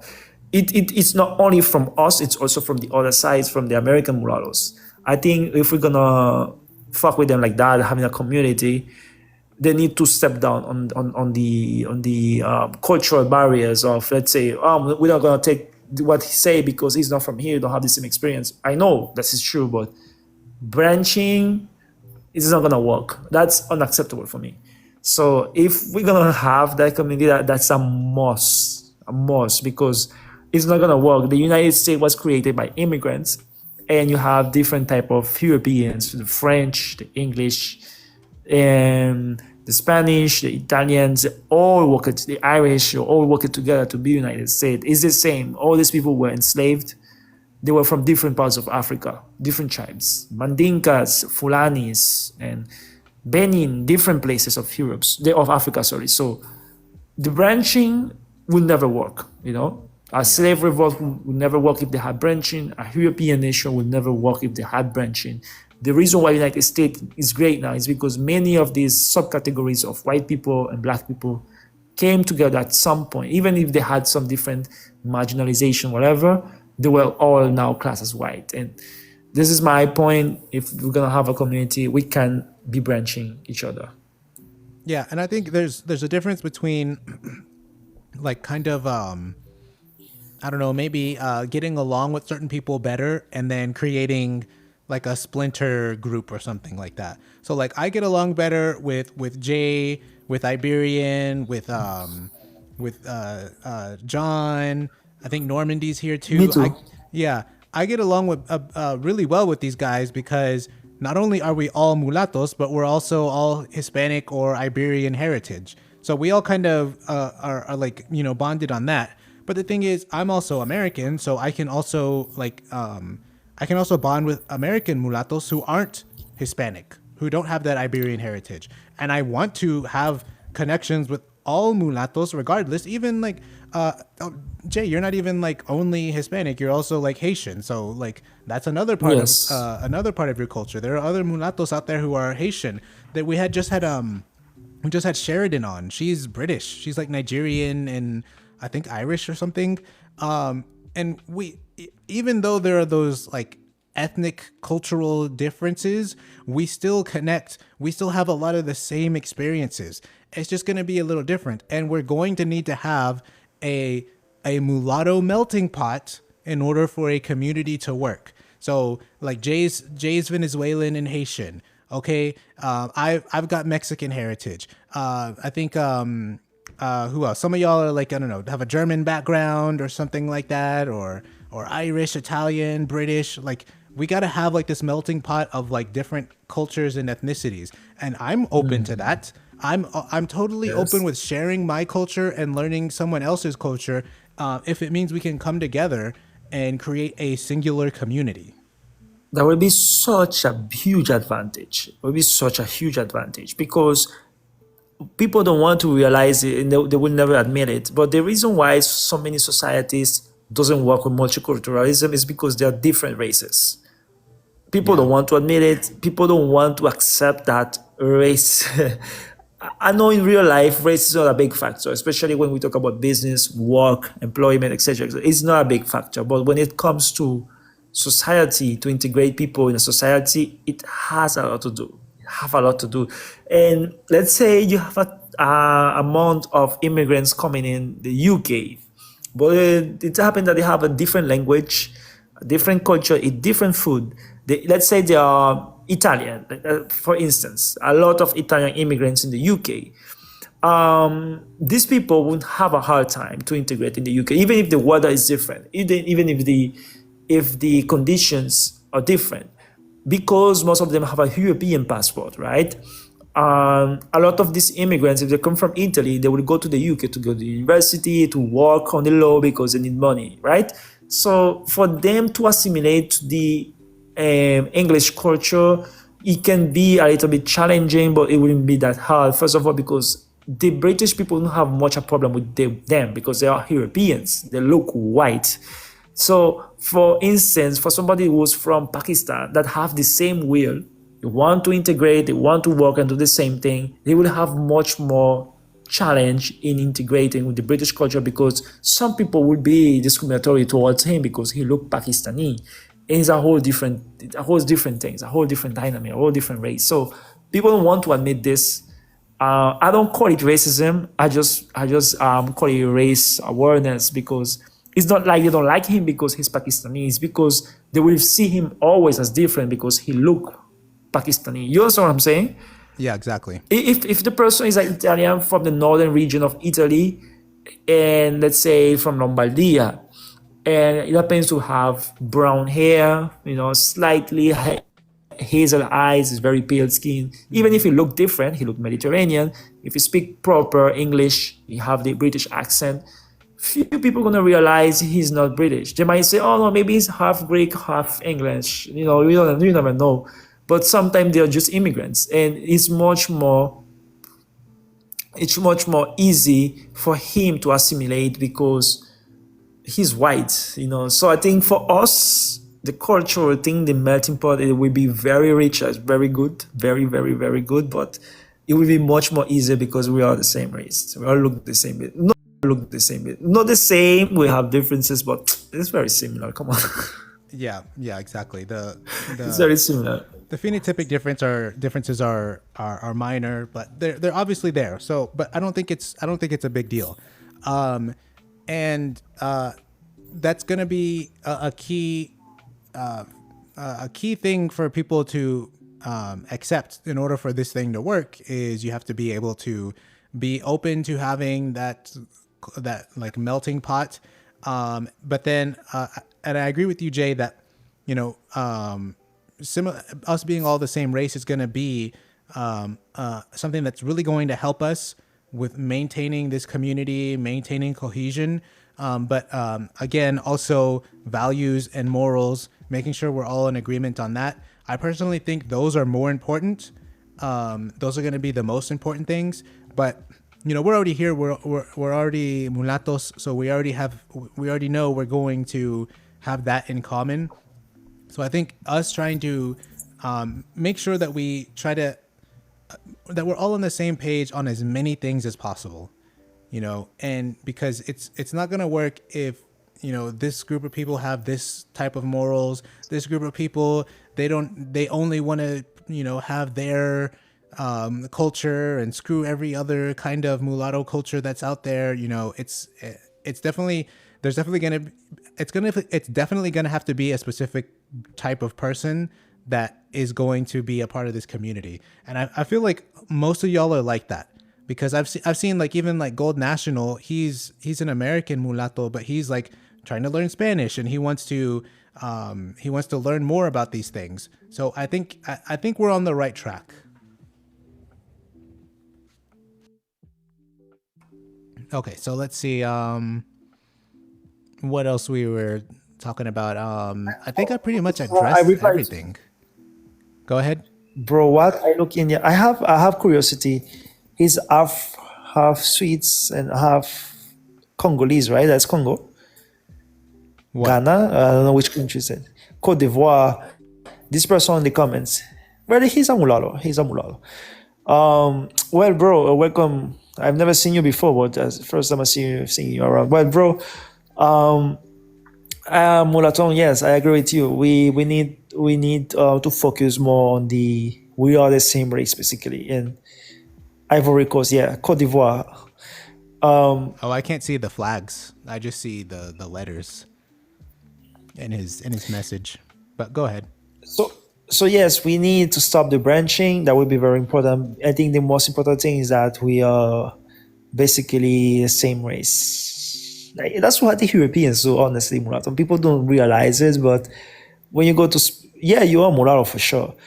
When you go to Spain and those places, even if they have differences, very visible to tell a Spanish apart from an English person or a German or a Norwegian. It's very easy to tell them apart, but at the same time, Spanish person, even if it's very cold over there, if there's some people are not open to immigrants, it's much more easier for them to assimilate to those countries with a European Union passport, with European culture, than an African from Congo will have the will to integrate because he loved Norway or he loved Spain. He wanted to integrate, but it will be much more harder because he have a different culture. Besides having the same differences than the Spanish guy, he's a whole different race. He have a whole different genetic. And you can actually see it from the outside and people are gonna remind him.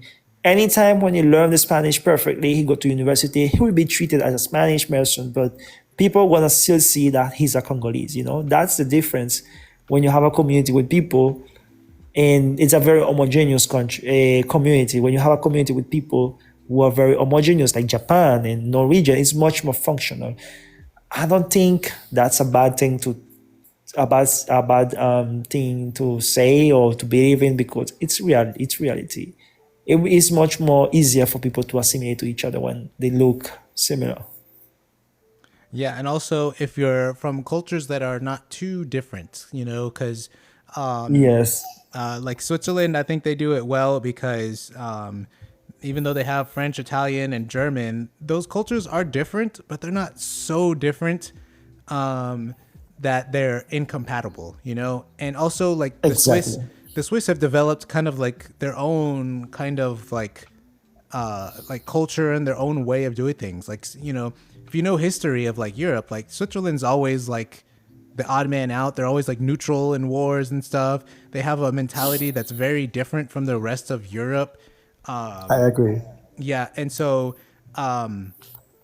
it may be we have to do a Swiss style kind of community, And that wouldn't be bad. Obviously, I don't think it would be preferable, but maybe we have a single community, but then there's like an Iberian side and then an Anglo side, but we still work together. We're still a part of the same community, and we're still but there's no like formal segregation. There's no animosity or anything.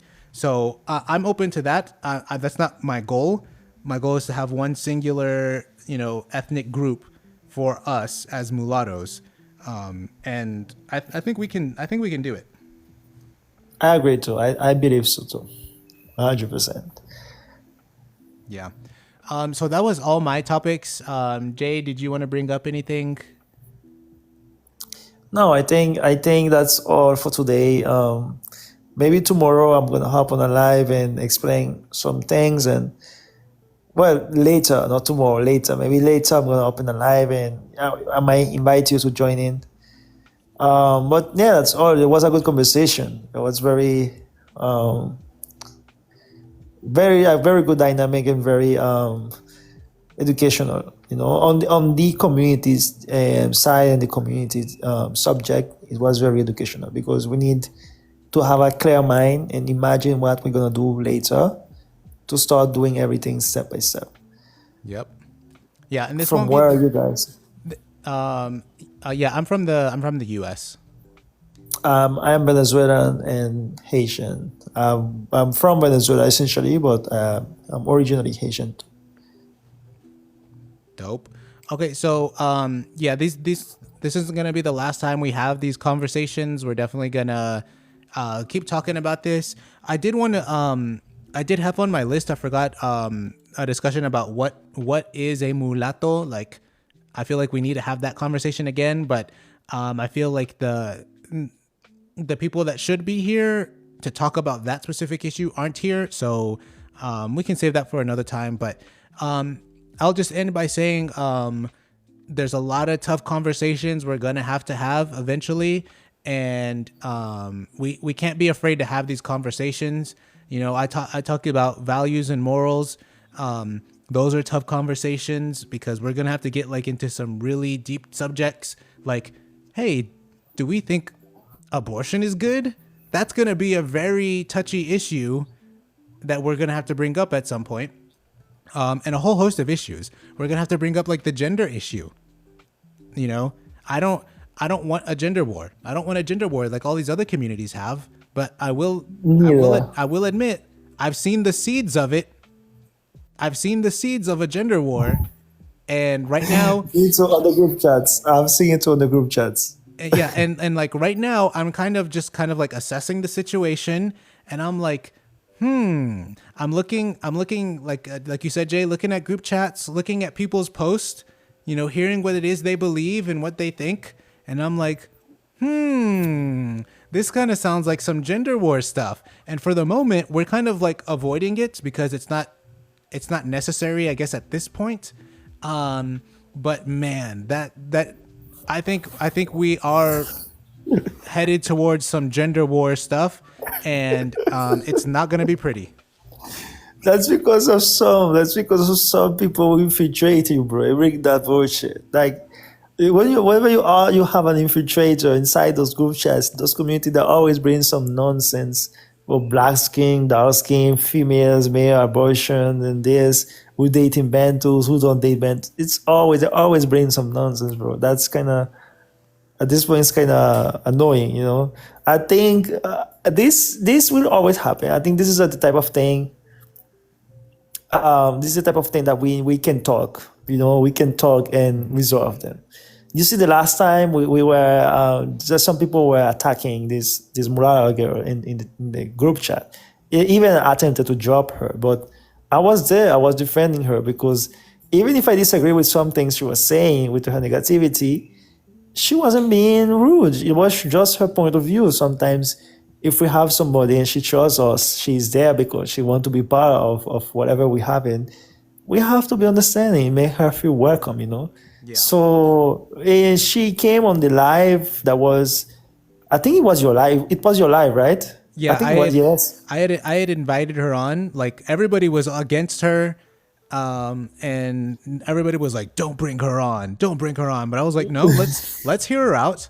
Even if you abhor what she's had to say, let's hear her out." Like I was saying earlier in this live, we give each other the benefit of the doubt.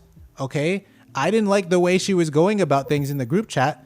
Okay, everybody else hated it, but I was like, okay, I'm gonna give you the benefit of the doubt. Come up, explain yourself. I gave her the mic. I gave her enough time uninterrupted to explain herself, and we resolved that issue. And I think that's how we should do things. Yes, exactly. That's exactly how we should do things. And I'm happy she apologized. And I also apologize in the name of everyone in the chat. And everybody came cool. The other people were also cool. Yeah, but Jay, that wasn't even the issue I was thinking of. That's definitely one of the issues.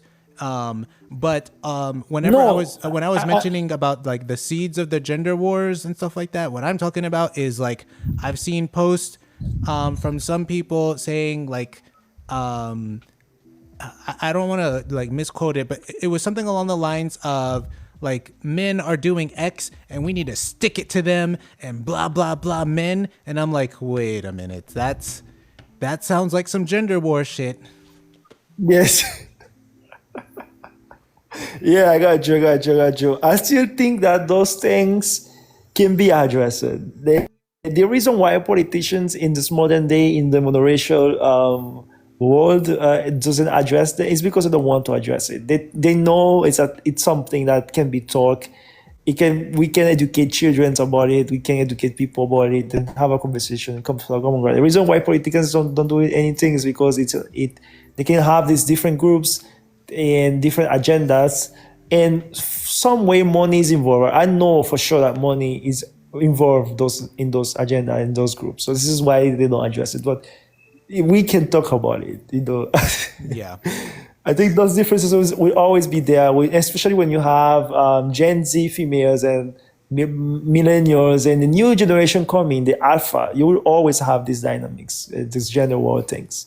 So I think these are the type of things that will be unavoidable. We don't want that to happen, but we can talk about it. We can talk about it and fix it in the right way, dialogue and stuff. So yeah, like I said, we're going to have disagreements, and yeah, there's probably going to be some splintering off, or maybe not a splintering of like groups, but maybe just individuals like realizing, okay, this isn't the space for me. That's fine. Okay, we don't have to like like hate people for not agreeing with us or something like that. But there's, like I said, there's going to be disagreements, and there's a certain way you go about things. And we need to have these tough conversations. We need to give each other the benefit of the doubt, and we need to just listen to each other and make sure we fully understand each other before we start making like accusations and like attacking people and things like that. So I think, like I said, I think the seeds of the gender war are already in our space. I think it's going to happen. I hope I'm wrong. I'm not saying anything beyond this, because I want to believe I'm wrong, but there will be a point where we have to discuss that. And I personally don't know if it's better sooner or later, but so far it's not an issue. So I don't want to be like the guy to say like, hey, and jump down people's throats or anything. So for now it's fine. Hopefully things will resolve themselves. We'll see. But like with the same thing with all the hate I was seeing in the group chats, I observed it. I watched it. I made sure I was sure what I was seeing, and then I addressed it in like the best way I could. But we'll see how it goes moving forward. Somebody said in the comment, big pimps, that too many mulattoes think that they're black. I think once we have a physical community, we already have people that are coming to us. We already have people that are starting identifying. For example, yesterday there was a guy. You remember this guy, Obi Kanobi? He always saying, "Oh no, my family are black. I look light skin, blah blah blah blah." And I said, the guy, I don't believe you. Then he came on private. He showed me a picture of his family, and he asked me what I am, because I have been dealing with this. People discriminate me, and I don't know what I am really, because my parents look like this. I look like the parents, and he said that he have two white grandparents. and basically have one mulatto parent and one Greek parent, but the mulatto parent look Greek. So he have like two white ancestors. So I was looking at him, not ancestors, like grandfathers. I was looking at the guy. I say, well, I think you are Greek because you're 1/4 white and 3/4 European. No, sorry. You're 1/4 European and 3/4 African, and you look very light skinned. You have hazard eyes, but you have the hair like a black man, and you have mixed phenotypes. You're not 100% a mulatto, but you could be at least 30% European or 25%. So he was very happy, and we say, well, thank you very much, bro. I'm very happy. He said, I will be accepted in the community. He asked me, I said, I don't know. I am not sure. I do not dictate that. It's a group or thing. They all have to hear you talking, but I'm not sure. I don't know. You have to talk and say whatever, how you feel, how you. So I didn't know what to say, Mulatto. I was being careful, but I think once we have a physical community, many people who are actually Mulatto will stop calling themselves black, When they start seeing it happen like that, they will stop doing it. And eventually, we already have people that every day stop dropping the stop dropping the black stuff. Yeah, I think that's definitely gonna start making people question, like, why am I identifying as black? And I agree. I agree with Normandy. He was what was it? Big Pimps was saying they want to delete us. A lot of them do. They I wouldn't say all of them or a big amount of them want to go that far, but they definitely want to try to punk us. Normandy said, pick up some steel. Yep, I agree. Yeah. And if they start getting violent, saca la pipa. That's what you do. Okay, it says I have a better name than mulatto. I don't think there's a better name than mulatto, man. I think that's like the best name. I think that's the best name, man. Okay, so I think that's gonna be it for now. I'm trying to think if I had something else I wanted to say. I'm not sure if I'll do a live stream next Friday because that's the day after Thanksgiving. And I'm gonna be visiting family, so I don't. I'm not gonna have my setup because I have right now, like the way my setup is, I'm at my desk and I have this is my camera pointing down. I have my whole microphone and lights and stuff like that. And so I won't have any of that stuff, but I think I could probably do like an informal live, maybe just from my phone. I mean, I think that's how everybody does it, but I just like doing things with, like, I'm a musician, so I have like good equipment. So I like using my good equipment, Soluna. Yeah. Big Pimps is saying Soluna is a better name than mulatto. Okay. I'm not sure where that came from. I prefer mulatto. The reason, Soluna can be the name of the place, Mm-hmm. But the reason why I like mulatto is because you have more history. It's connected to history, so it's like we don't have to claim the Egyptians or whatever. Yeah, speaking of we a name, don't have to claim the Egyptians or. Speaking Greeks. of a name, there was What is it? Speaking of a name, I was thinking, I can't remember who I think it was a while back. I was what about Saint Domingue? No. No. I was talking with a guy, another mulatto guy, about like a place. What would it be called? And he was calling it Mulattoville, and I was like, no. And then I came up with Mulatopolis, and I'm like, that works so much better. Mulatopolis. I love it. And then there was I was speaking to, okay, let me know what you think about this one. I was speaking to I think she's a mulata. I would say she's a mulata. She may be somewhere in between like mulatto and Griff. I don't know, but I was talking to her, and I think she's from Colombia, and she called it mulatobia, I think. Let me pull that chat up. I think the name Soluna. Oh, okay. I think the name has to be something that's not related to the mulatto term, but rather related to a historical place significant for the mulattoes, like, for example, Louisiana, for example, like Saint-Domingue, for example, Guadeloupe, Martinique, something that related, or Paris, something that it's tied to the mulatto, people. It can be a place in the Middle East where the whole mulatto thing started. Yeah. I think it have to be a place that connected to something important. It's like, for example, Georgia in the United States, Georgia in the British Isle, or New York or York in the British Isle, something like that. If you call it mulatto or something, it would sound like a very new term, like those countries were Liberland or Verdes. It would sound like one of these communities. I don't care what anybody says. I'm calling it Mulatopolis, okay? Because the Kurds have Kurdistan, the Arabs have Saudi Arabia, okay? Who else? The Persians had Persia. So like, I'm calling it Mulatopolis. That's what I'm calling it.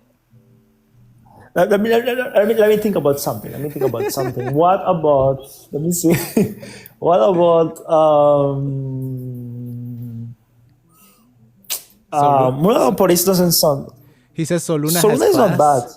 Yeah, because like so Big Pimp says Sol and Luna combined would be Soluna. So for those that don't speak Spanish, Sol means sun and Luna means moon.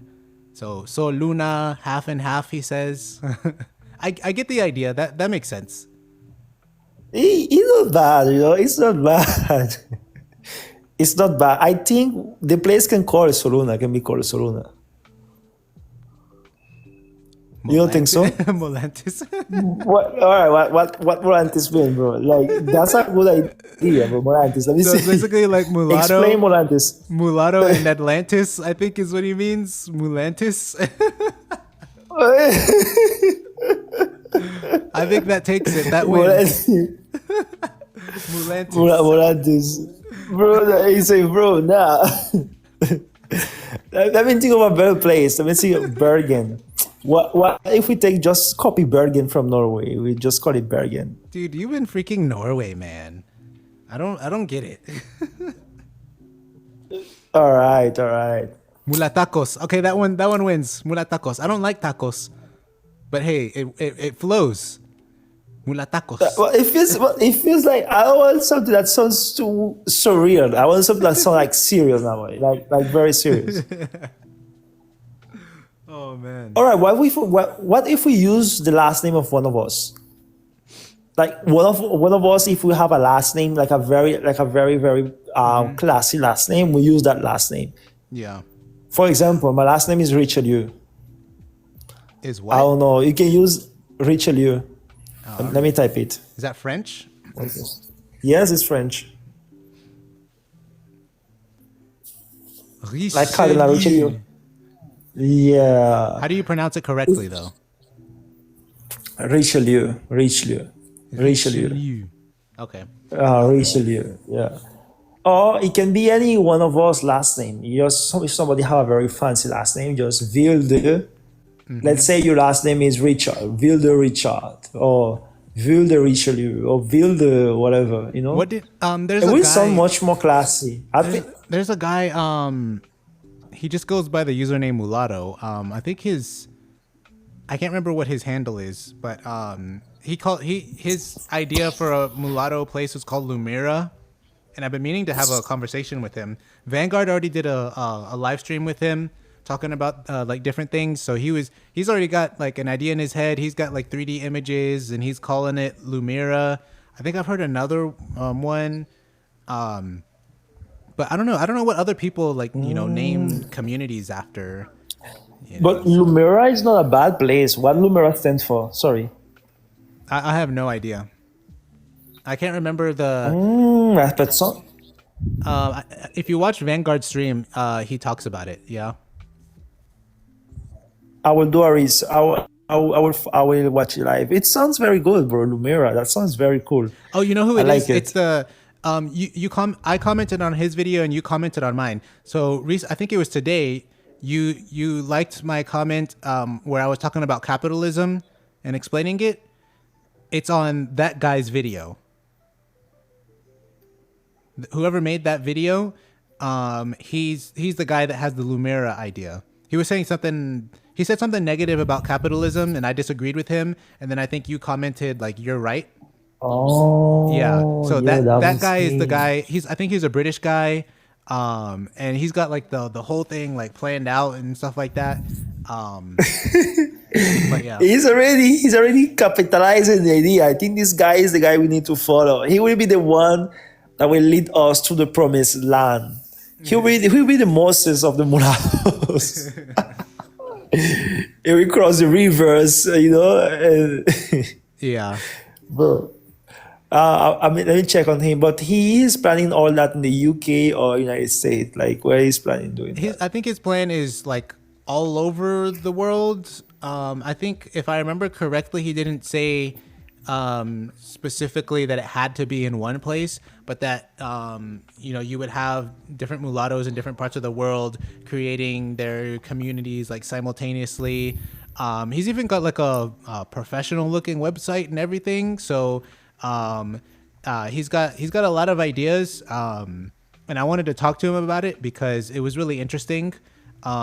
You would also be someone good to be on that stream too, but I don't think he wants to do it on TikTok because I think he told me he wanted to do it on YouTube, but I've yet to stream on YouTube, so I would probably need to do that a little bit first to get the hang of it. Listen, all right. Sorry, Mulaton. I think Soluna. It didn't convince me too much in Spanish, but in English it doesn't sound bad. Sun moon. Can you pronounce it, please, Mulao Vanguard? Pronounce what? Sun moon in Spanish, in English. Sorry. I mean, it doesn't sound bad in English. Soluna. Sun moon. Yeah, sun moon. I think Soluna sounds better, but I mean, I'd have to think about it. Yes. Angelo says the same. It sounds better in Spanish. All right. Yes.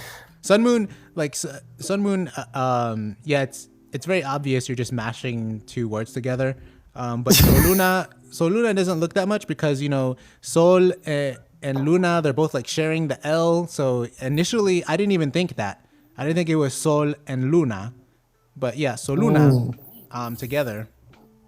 But the thing is, it's like Soluna. Let me say Soluna. Mm-hmm. It's too much. I don't like the phonetic. That's something, Mm-hmm. Soluna Loki don't sound nice. Not gonna lie. Okay, that's many people liking him. Soluna is a new word. Big Pims. You named this role. He's kind of right though. Everybody liking this idea. We should not. I mean, I like it because it kind of sounds like Selena.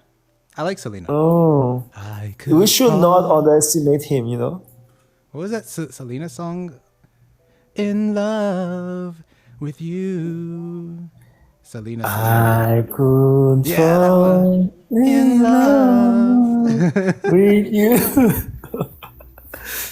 I can fall in love.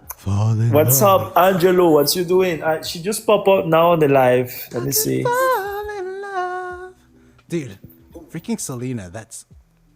Yeah. So, Joe Caso, what do you think, Joe? We should call the Mulatto village Soluna, Sun Moon, or we should call it Casoville? No, imagine in an MMA fight, the Soluna Akari, that's tough as fuck. We're calling it Mulatopolis. Okay, I humored y'all with this Soluna talk. It's I want this. All right. Okay. ¿Sabe por qué? Do you know why Richelieu is a good name? Because it's your name. No, because in French. No, yeah, listen, it's your name. No, listen, Mulato, listen, it's my name, but listen. In French, it means rich land. Okay. Richland. Type it and Okay, see. buddy. It means Richland. So imagine the village of Richland or Richland. That sounds very cool, bro. Or just call it Richland. Let's call it Richland in English if you want. Richland. Richland. And it's also a place in France. There's a place in France called Richelieu. Yeah. Big Pimps ask, okay, but how are we going to have our own land? So like I said, after we get all the other stuff solved, all the social aspects solved, then we're like, okay, what are we going to do about land? We'd have to agree on a place. You know, we'd have to, oh, that's something I didn't bring up. It'd have to be for another live. I have already started doing like stats, looking into stats for different states, looking at things like housing prices, cost of living, other things like that. The Bantu population, and then and then some other important issues. But we have to pick a place, and then once we pick a place, we can either like start moving there one by one. Like there's gonna have to be like either one person or one group that's like the pioneers that actually do the move. And then once we start building, we start getting at it, then we can go from there. You know, one example I always use is the Free State Project. So for those of y'all that don't know, the Free State Project is basically this group of libertarians, so like political libertarians who were sick and tired of, living under the thumb of the federal government. So they're like, yo, we need to move to a place and where we can have our libertarian paradise. I don't think they didn't use the word paradise. I'm using that, but so they got together. They started discussing different places. They ultimately chose New Hampshire because New Hampshire is a small state. New Hampshire is already kind of politically libertarian, and because the population is so small, they can, if enough of them move there, they can influence the politics of that place. So they somebody say. Go ahead, Iberian, sorry. Oh, okay. So no, continue. Okay, so basically, they once they settled on New Hampshire, they started moving there, and I'm not sure what the population is now, but there's quite a bit of them there in New Hampshire right now, and they've actually got a bunch of positions in the state government. So I think like the state House of Representatives has 17 seats for the Libertarian Party. Or at least Free Staters is what they're called. So I don't know if they're actually a part of the Republican Party or the Libertarian Party, but they've got 17 seats in office, and so they made it work. Now, when you look into the details of like how long it took them to do it and stuff like that, then it's kind of a rude awakening, and I might go over that on a separate live stream at some point. But they were, I'll put it this way. They're a lot bigger than us, and it took them a long time, and there was a lot of ups and downs with it. And they're still not even like at their max population yet. Wow. But the project is looking good. Like the houses, the place is looking good at least. Yeah, they're solidly there. From what I've heard, things are running smooth, but they I believe they oh crap, what are the stats? They originally started off with like a pledge where they had like this document saying of people that would pledge to make the move, and they got like I think 20,000 signatures. Let's see. Okay, so here's the timeline. I said I would go on this on a different stream, but here we go. In 2001, whoever the guy was founded the Free State Project. Okay, 2001. 2 years later, in 2003, they selected New Hampshire as the state that they were going to move to. What is this? Another 3 years later, in 2006, the first free state, I guess free stater is what someone from this place is called. The first free stater is elected to office in New Hampshire. And then in 2014, they now have like 17 candidates like in the House of Representatives. I don't have the population size, but It's enough to get 17 people elected to office. Yeah. And then in 2016, they finally reached 20,000 signatures on the pledge. And this was a pledge of people committing to make the move to New Hampshire. Okay. And the most recent update I have is 2022. They have 6,232 people that have moved and are now living in New Hampshire. So again, the timeline, it started in 2001. The first people started moving, I think probably around like 2005, 2006. So like 4 or 5 years later, and the population reached 6,000 in 2022. So that's kind of like what we can expect. Now, libertarians are a much bigger group than self-identified mulattoes. Yeah. So if you look at that, how long it took and the population size, that's what we're up against. But this is why, Mulaton, when people bring up the fact that, oh no, you need to start physical community first before you identify, I think we should do the opposite. Because we can do the steps to create a community, but you can't create a community without at least a good amount of numbers. I'm not asking for 10,000, at least 1,000, you know? So if they're not at least 1,000, I think we should keep doing this and prepare ourselves when you have enough people, professionals, take the first step, you know, start doing the first. But this should be a conversation every day. This, what you're talking about. The most important thing is also the housing and the private property. Who's gonna start the business? Who's gonna be the first entrepreneurs and stuff? You know, that's why I think we should talk about this every day. Have it every day, make a different step, because sometimes visioning, planning, idealizing something, it's also a step to make it reality. But if you don't have the numbers, what it takes besides resources and information, what it takes to have a community is numbers too.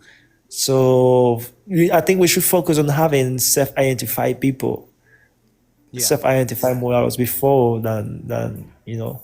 That's my point. I think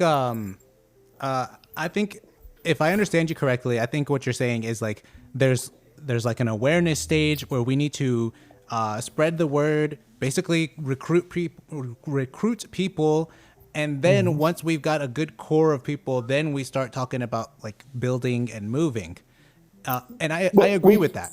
But we can already start the plan and talk about it while we have the numbers, while we start increasing the numbers, you know? Yeah, exactly. And I think one of the things, I'll have to do the research on this, but I'm more than willing to bet that whenever the Free State Project was created, it wasn't an online only thing, because libertarians, they already have their own political party. So they were probably already physically talking to people. Like they probably started this out in person. And there's always, like every year there are Libertarian Party events, multiple events per year. So they were probably the people who, for the Free State Project, were going to these events and recruiting people and spreading the word that way, obviously online as well. But we're at a moment where we're still like online, and I'm fairly new to this. So for me, it's not a big deal, but it definitely does have to transition offline. And that's why one of the ideas that I had was to start creating man in the street videos where like I would just go to places and talk to mixed race people out in the street that I find, talk to Anglos, talk to Bantus, talk to everybody, you know? And I think that'll really help with like connecting people. And we definitely have to start with meeting each other in person. Like those of us that are online and we already have good connections, we have to meet each other in person, definitely. But we also want to get to a point where we can start having regular events, you know, whether it be annual or whatever. And that's kind of why I structure my lives the way I do. I have it scheduled so that everybody knows exactly what time I'm going to be live and when they can join. So it's kind of mimicking, you know, a real world event, you know, if we can't get people to come to a live stream, regularly. Literally a live stream tailored to you and your identity. You know the time and the place.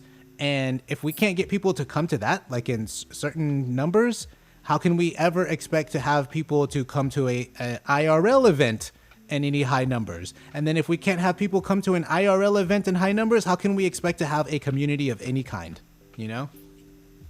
I agree with you. I think both steps, the planification and the talking about the whole moral identity online, the movement, and also creating the community. Both things gonna add to the numbers. Once we have a physical community, more and more people will come up. I think that will be un antes y después in Spanish. We say antes y después. Once we have a physical community, that will be the before and the after. I don't know if that term exists in English. So that we will have a lot of people eventually. But would you prefer that in United States Mulaton, or you in United States, right? I have no preference on this. I have a parent that's an immigrant, so I'm used to like traveling and stuff like that, and I speak Spanish, so I'm used to being in like different countries. I personally don't care. The only thing I care about is can it be a place where we actually can maintain a community, maintain our identity, you know? Is it because, you know, obviously we face certain struggles here. We have a lot of Bantus that hate us and want to tear us down, but then we also run the risk of like moving to a different place, whether here in America or abroad, where the people are so accepting, so friendly, that we end up just kind of blending in with them and not preserving our own culture, you know? So. Well, I think what we need to do, all right, that's my opinion, right? It doesn't have to be take on. My point is, I think we should find an economically weak country. Let me tell you why. It's because most of us are from outside. We work outside. We are professionals in countries. My country where I live right now, you said we need to find an economically weak country? Yes, the reason why I say Venezuela. that is because Venezuela, vamos. No, but well, if Maduro leave, I think Venezuela is not a bad idea at all. Mulaton, listen, I think if Maduro leave, Venezuela is not a bad idea at all. Dude, I'm gonna tell you. I saw when I was in Peru, I went to a karaoke bar, and the waitress was Venezolana. Oh my god. I don't know if she was mulata. She kind of looked like it. She kind of looked like more a mulata, yeah. She kind of looked more like mestiza with probably just a little bit of African in her. Yeah. But oh man, Pardo, she's freaking beautiful, dude. But the thing is, Mulano, the reason why I won't choose Venezuela is because that what you said will eventually happen. Venezuelan people are very welcoming with foreigners. Yeah. So if you go there, they will just treat you like a local. If you spend, let's say, 10 years in a community in Venezuela, let's say you're trying to build your own community. When you go outside, bro, you're trying to do the stuff, they fix the papers, whatever. People are gonna treat you like you're one, like you one of them. And that will eventually mess up or fuck up the whole idea of the community thing. You're gonna just live there and be like, whatever, No, so I will not recommend Venezuela because, yes, you will end up falling in love with the country and you will want to be part of the people there. You will create no community. So I will recommend something like Uruguay. It's not an economically weak country, but it's a country where the dollar and the euro, the currency that that people from the US and even in Trinidad, I think the currency is a little higher. So I think a country like that is much more easier for Americans to invest in. And here people would European, because I will be in Spain next year for sure. Yeah. So people with those currency can actually invest in those places. That's what I think, Yeah, that makes sense. Okay, I think I'm gonna end the stream there. Let's see, we're almost at 4 hours in. Mixed women hate mixed men. I'm gonna see if I can download this. I'm pretty sure I can, but it's a 4-hour video, so we'll see how long it takes to download it. And then I'll try to post it to my YouTube channel. I actually have 2 YouTube channels. One that just mimics my TikTok like my short form videos, and then I have another one that's for like long form content. So I'll post it on the one that's long form content, and I'll try to share it with everybody once I do that. But other than that, Jay, any final thoughts? No, yeah, that was a good live, bro. I really enjoy speaking with you in this topic. Awesome. Yeah, we're gonna go ahead. This guy in the comments say Africa, and bro, I'm not going Africa, bro. Forget about that. I don't know. This is good. Keep us together. What? Yes, I tell him Africa, no, it's dangerous. Too many ventos, and he say this is good. We keep us together. Yo, bro. Mixed Women Hate Mixed Men says, drop the names, Mulaton. Oh, the names of my YouTube channel. So it's going to be the same handle as my TikTok, at Mongrel Uprising. And actually, let me just put it on the text on the screen. Holy crap. Here we go. And then the my long form content is going to be at Papa Mulaton. So those are my two handles on YouTube. So go ahead, y'all can screenshot that. Give me a follow. My second channel, Papa Mulaton, that one is dead. Like, I mean, I'm posting stuff, but I've got 7 subscribers. My other one, I finally reached 100 subscribers. So definitely go follow both. Go subscribe to both. But like I said, my at Mongrel Uprising account, that just mimics my TikTok. And then my Papa Mulaton, that's where I post more long form videos, and that's where I'll be posting the live if I can manage to download it. And I do like that idea, Mixed Women Hate Mixed Men, because a lot of people can't see the lives for whatever reason, and so I'll see if I can start regularly posting the lives on YouTube. We'll see how that goes. No licenses, go somewhere like Cape Verde. No, because like that's pretty much like what Jay was saying. Like, we're just gonna blend in with the locals, and then we're not gonna have our own thing.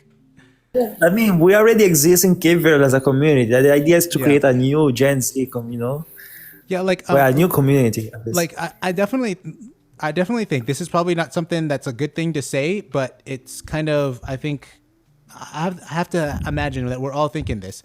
The backup plan, is going to be, there's always that option in the back of your pocket that's just move to a country where there's a lot of mulattos and become one of them.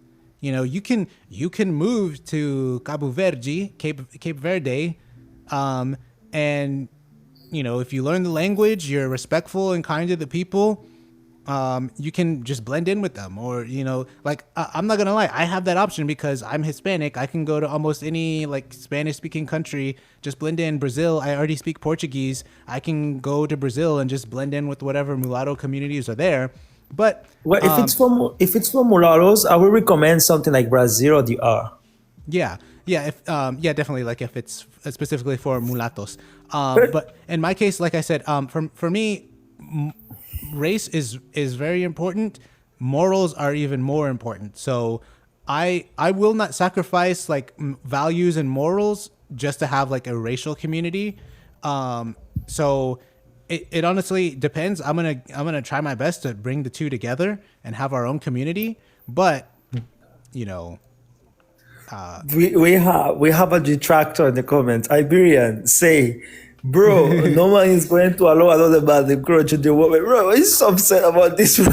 Yeah. We are one of us. You are not a Cape Verde man. You are one of us. So why are you talking like you are one of them, bro? You're not a Cape Verde man, bro. Like, dude, like I don't think guys are thinking that deep about it. They only react that way, Iberian, in places like maybe Thailand, where there's a ton of people going there, or like Colombia, where there's a ton of like Americans going there. But if you're just like it can also be a Mulaton. It can also be a place that's very, very close-minded, like Mongolia.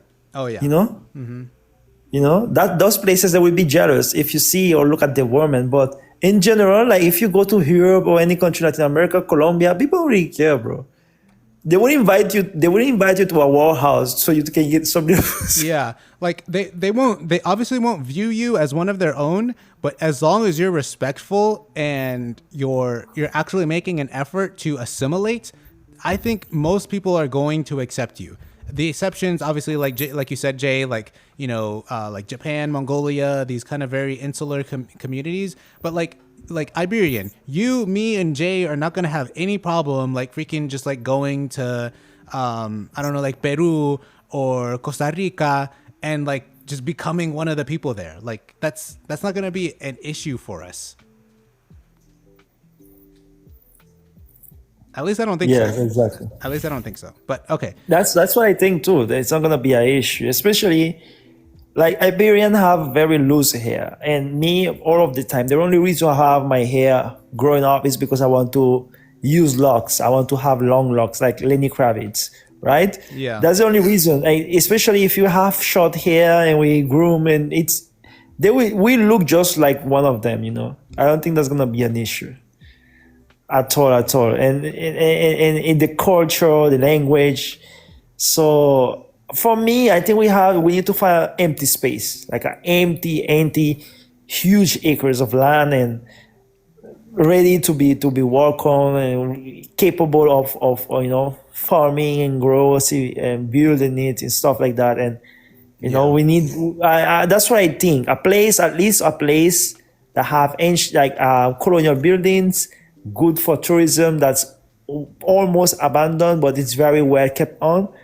Take that place and invest in it. But I believe it have to be an economy where with all currency we can manage to invest, because if it's dollar to US dollar to US dollar, it's gonna be much more complicated. You have to get a loan, or I don't know how I'm gonna make that money if it's with social media, but we need at least a million or thousands of dollars to do that, So I'd rather go to a country, not because of women Iberian. Forget about this woman thing. It's because of it would be much more cheaper to do it in a place where you have an empty space, empty lands, and you can actually invest, Yeah, and even if we're considering the states, like I said, I've already been doing some research into different stats and stuff, and one of the states that immediately popped out was West Virginia, which surprised me because it's got low cost of living, low housing prices. The average household income is near the median, I believe. It's got a very small Bantu population, and like it seems it's in the mountains. Like I freaking love the mountains, And West Virginia is not like super secluded, like.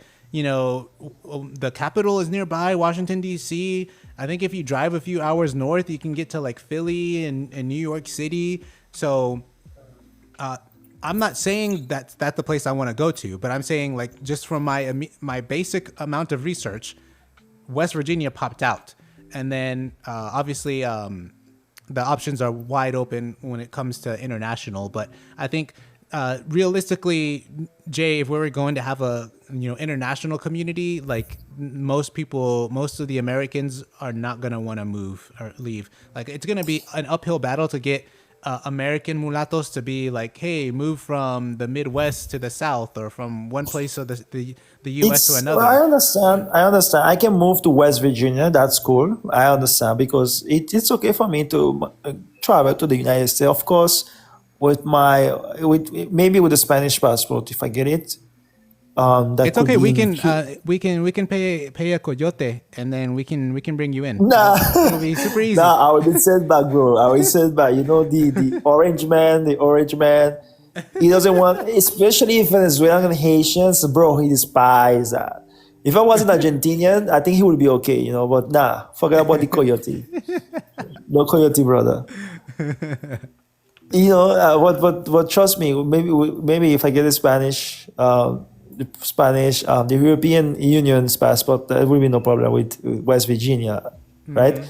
That would be good. But my thing is, it would be for these American mulattoes to not consider any other places would be a very dumb movement, because American entrepreneurs, American business owners are moving to the Caribbean and South America. The reason why is because those places again are very cheap. And for them it's very easy to manage the business.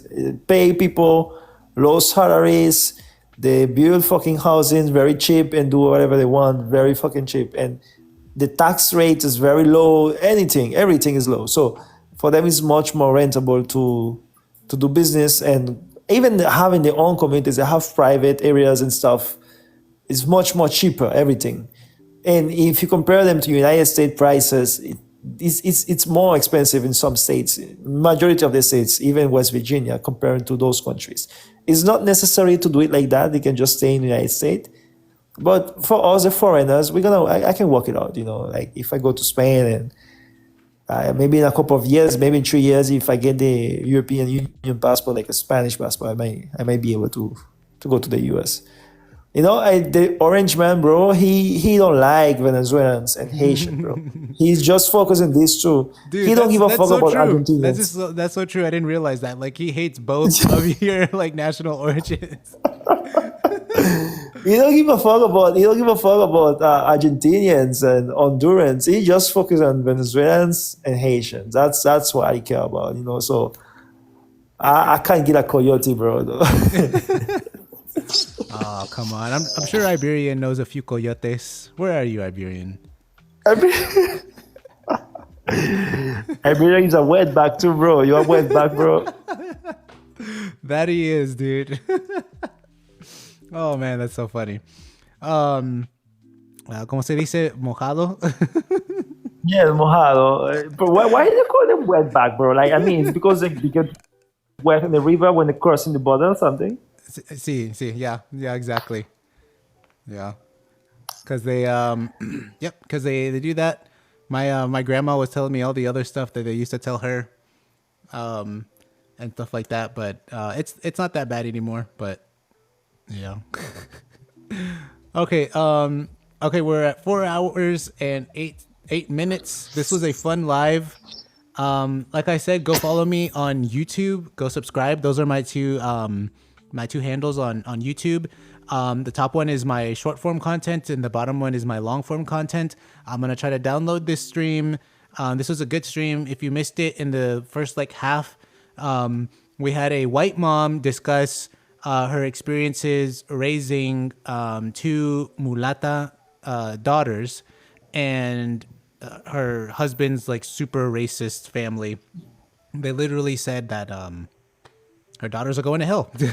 But so yeah, I'll try to download this stream, upload it. Go ahead. Sorry, Brato, I know you're gonna end the live. You need to end it. Sorry, but bro, just say Somalia, bro. What the fuck?